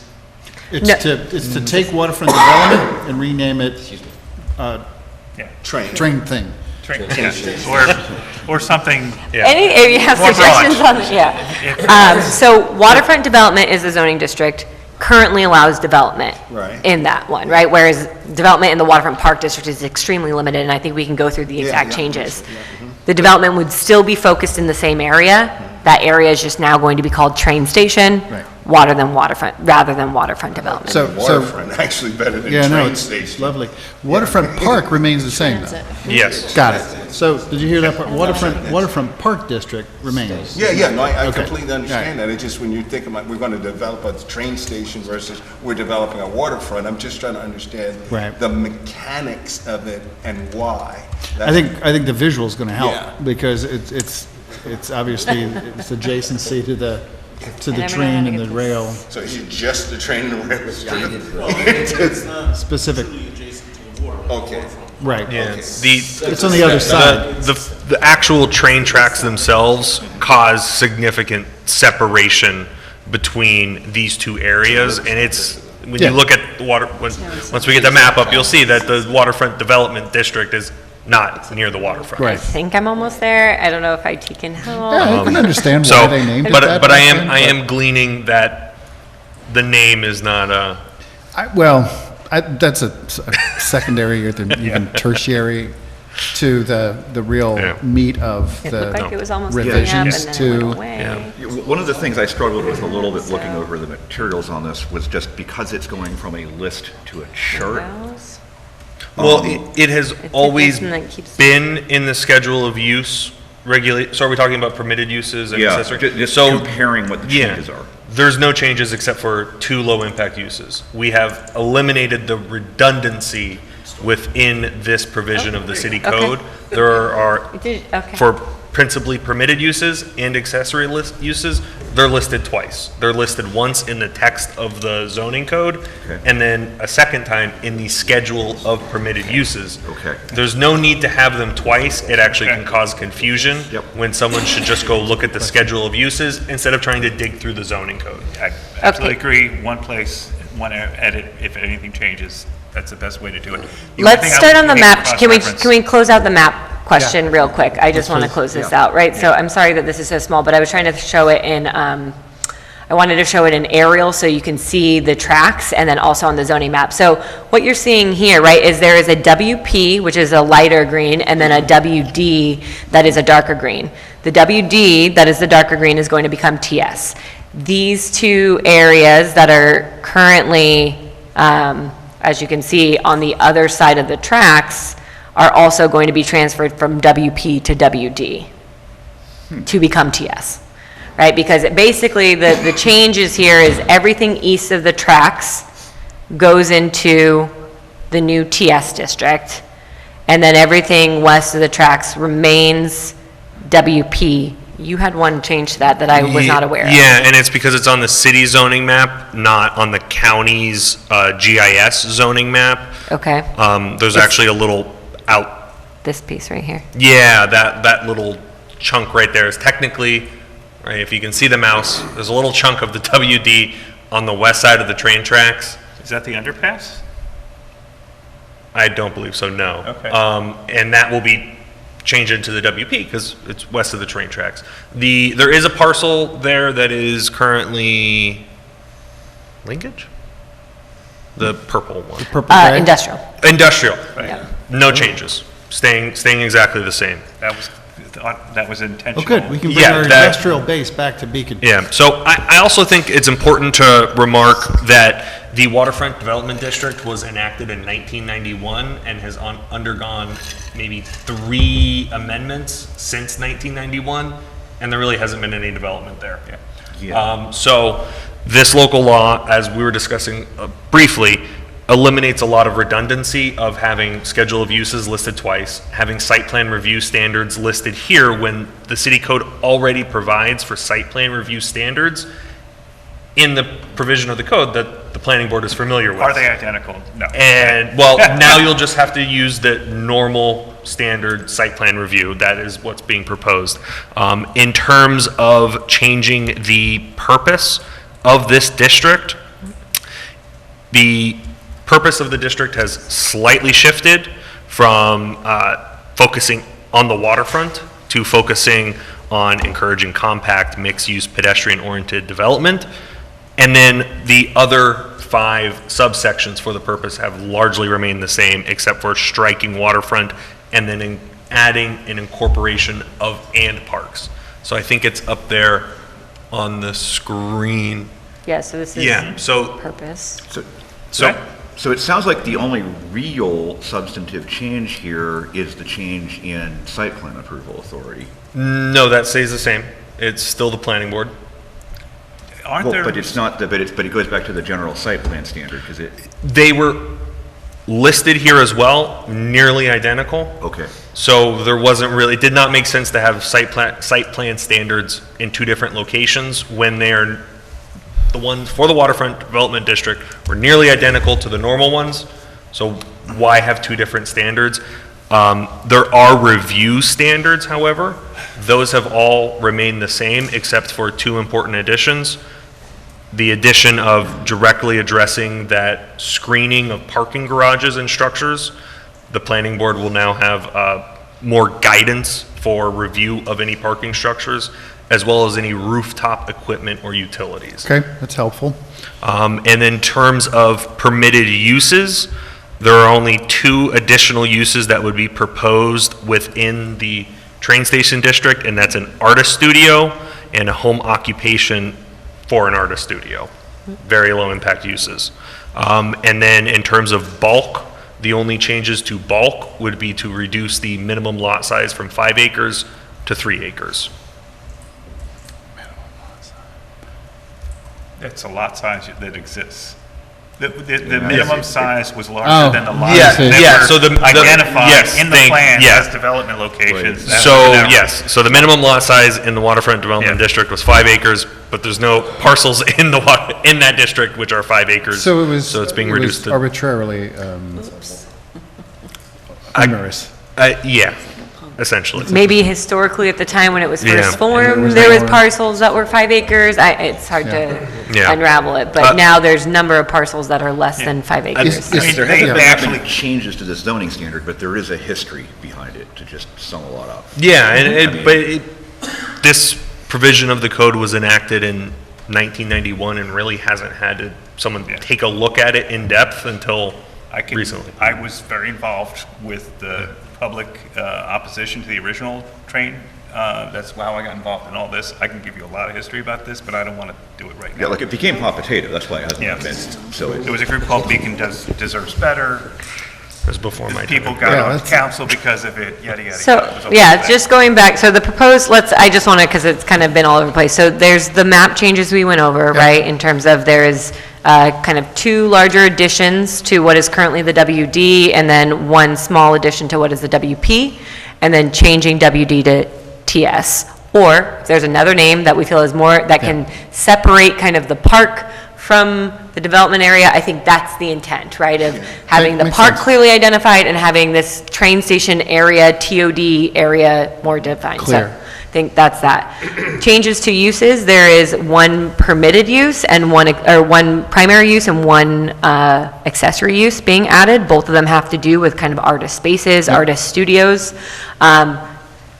And then the dimensional regulation, the only one changing is the minimum acreage size. Got it. So I just want, those are like the kind of the big changes. Those are the And big then when juicy you ones. get within the text of this district, I think the primary goal there has been remove any text that was redundant with other sections of the code, Fair. remove text that was out of compliance with New York State seeker regulations and how that should be handled. Good idea. And then add additional regulations with regards to review for things that impact height and parking structures. Fair. Great. Right. But I would. So I think that's the general overview. Great I summary. hear that the board wants more time to review, and I think that's it. If you guys want to give us initial comments now, I think we'll take it, but. Actually, I would only, just as far as what I would add in terms of initial comments, I would only go back to some of the earlier conversation we were having in the workshop with the council. For these parcels, some of the things that we were talking about, just in terms of a clear understanding of the real bulk impact as a submission requirement, that's something I think either we as a city should really study to help form and craft the ultimate size and scale of this thing. And actually, I'll just modify what I was going to say. I think we should, as a city, study that and not leave it up to any applicant that may come along, so that we can further refine some of the potential issues around scale. You know what I mean? Is it a massing study? I guess I'm trying to understand. It's a massing study. You want me to show you the bulk of what could be built here in terms of height and placement? Thank you. Okay. Yes. You know, I think also in some of the new text in E4G for parking decks, there's new text saying that if a parking deck is constructed, screening should prioritize green screen or similar landscape treatments, climbing vines, living walls, planter systems, which I think is good. But there's another section that says if that's not feasible due to site constraints or maintenance considerations, alternative architectural treatments, including decorative facade panels, louvers, patterned masonry, or other high-quality materials may be used. And I think we may want to look at those closely and see if there's anything like I've seen parking structures with louvers. They're ugly as sin, in my opinion. I don't know whether we want to allow all of these alternate things to green screening. It's hard to make those pigs look nice. They're Yeah, big, so- they're huge, and they're meant to And I carry think, cars. I feel like there's a parking deck coming our way down here. Well, So, so 12 and we're million like reasons. staring into the headlight of the oncoming parking deck. So I think we should look carefully Yeah. at the measures that we allow to mitigate, screen it, make it, if we have to deal with it, we should be really, really, I agree with that. That's actually a pretty good point, especially if you think about relative incentive structures. Yes, agree. So some narrowing in on that, I think, and a little bit more control. One question, I think one of the biggest challenges to this location is ingress and egress. I don't know whether it's something that the city can consider when it comes to the law, but especially when it comes to the site planning, when you think about the potential impact of additional parking, it means additional cars, because obviously there's additional users down there. It is and I don't mind saying it loud and clear, a shit show coming in and out of that train station. Yeah. There's only one way out, and it is a disaster. So we've got to fix that with anything we do down here. And even, the illegal one way out gets used all the time, and it's dangerous. So whatever we do down there, and I don't know if it can be, tied to this, but it's got to be fixed. It's got to be studied. It's got to be looked at. And more, Because it's a non-starter if you think about more traffic, more development, more, great, it's pedestrian, but Jesus, how do you get in and out of this? Even as a pedestrian. Sorry. Yep. I don't mean to be, I have to do it every day, and it sucks. all right, yeah.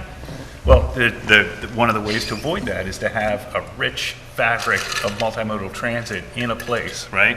That connects us to a web, and that was the whole intent of what was originally thought of as being a transit-oriented development project, right? And when I did a little research of that back in the day when I was involved in this, they had done a number of these in California, and there had been analysis of like the impact of them.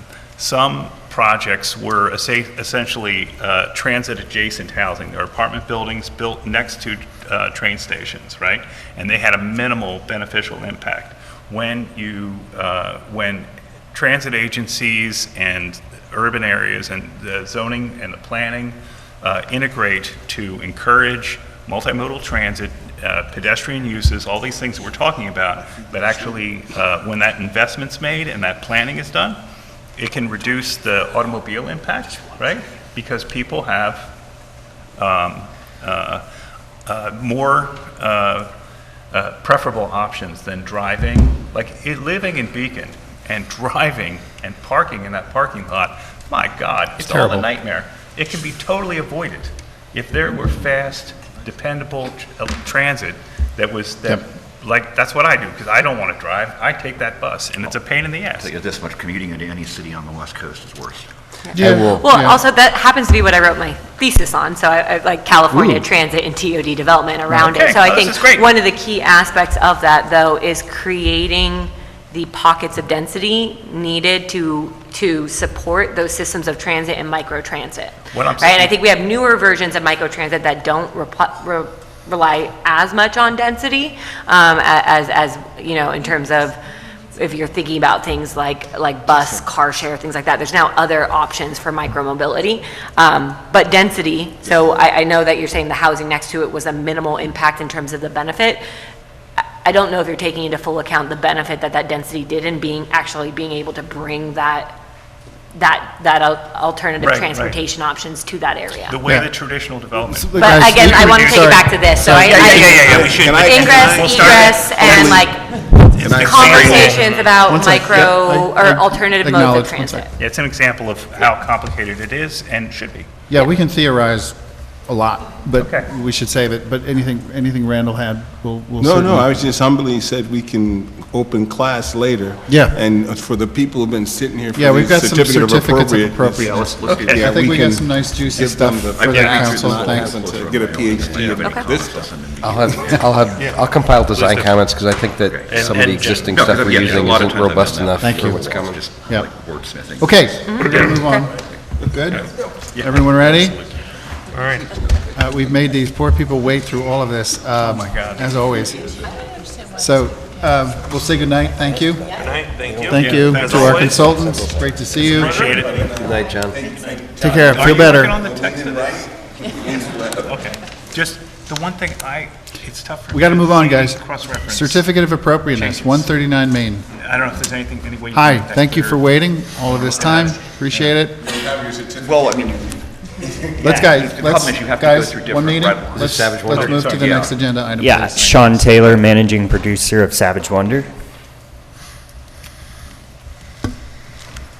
Yep, we understand, just as a little background, this is an application for a large 12 by 8 sign. Yes, of on an the exterior of the octopus. building. We understand you also have a variance for this. You've been granted a variance, is that right? Yes, sir. Thank you. Just laying out the context for the folks here.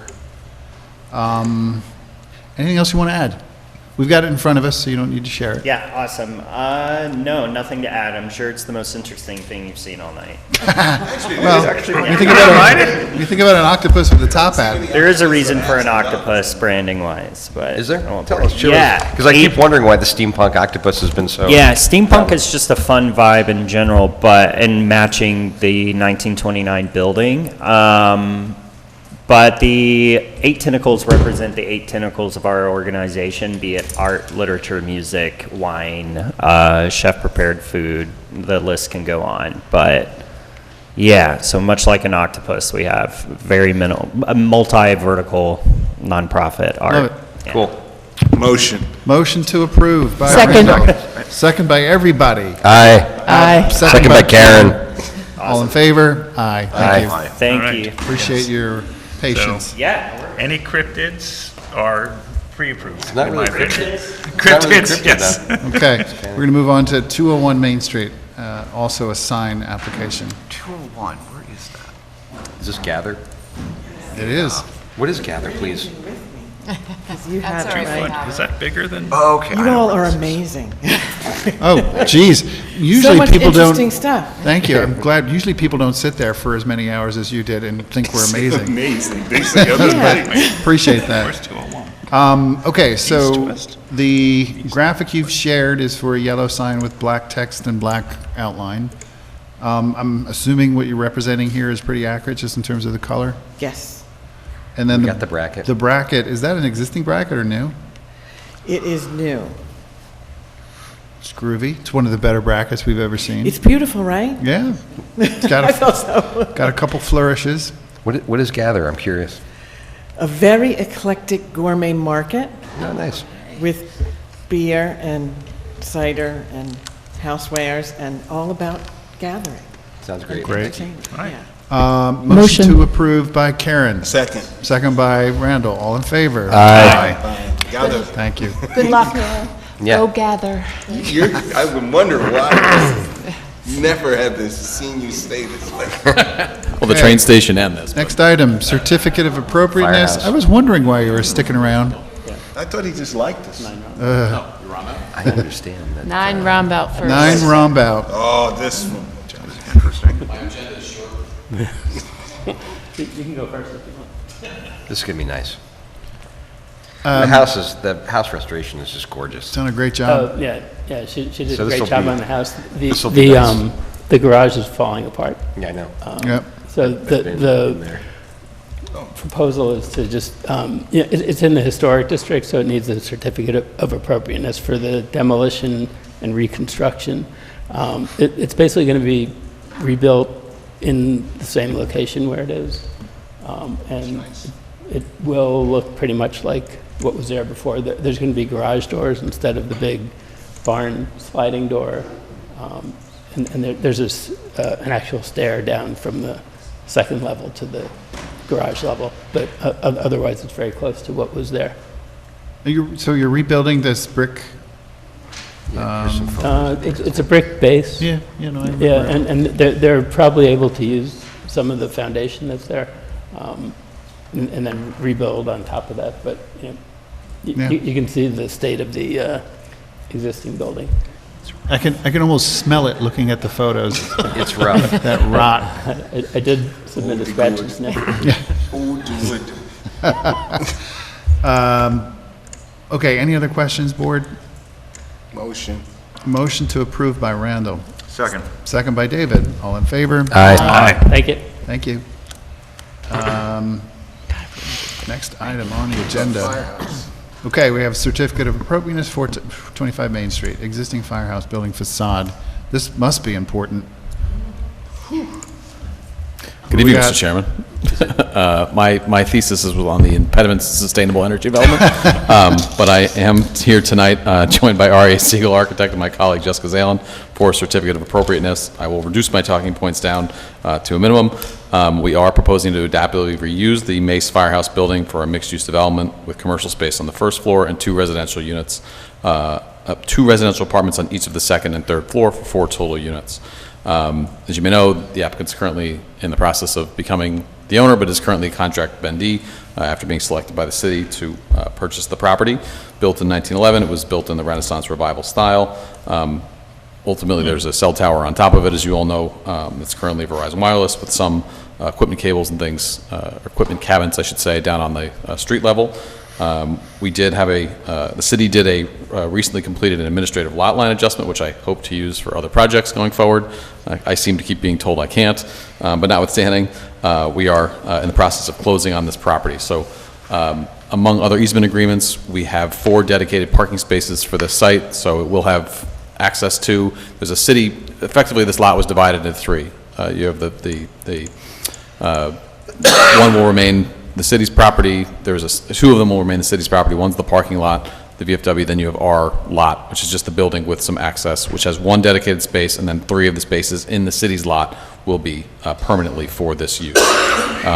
Ultimately, what's being proposed and what's before you this evening is the installation of 4 dome sconces with gooseneck mounts on the Main Street facade. Actually, no, I'll let REA just show that to you so I don't duplicate his time. So REA will go through the very limited changes that are actually proposed to the physical building, which really is just an entrance into the property that will allow the residences to have a dedicated entrance, not the firehouse doors, which is actually really just 1 door on the Main Street facade. So we can see where you're popping in that door with the new awning, and that's all intended to be black. Yeah, black. Okay, I see it here. All the modifications going to be done before ownership? So the applicant, I believe, will be closing the council slot, but in the next, like within a week, maybe 2 max. So So that we've we got tried to that close ownership. beforehand. There actually were some existing violations on the city's property that had to be cleared up before closing. So Are they fire code violations? That'd be great. Once those are resolved. So we're closing those out, but it will be owned. Building's a fire trap. Soon.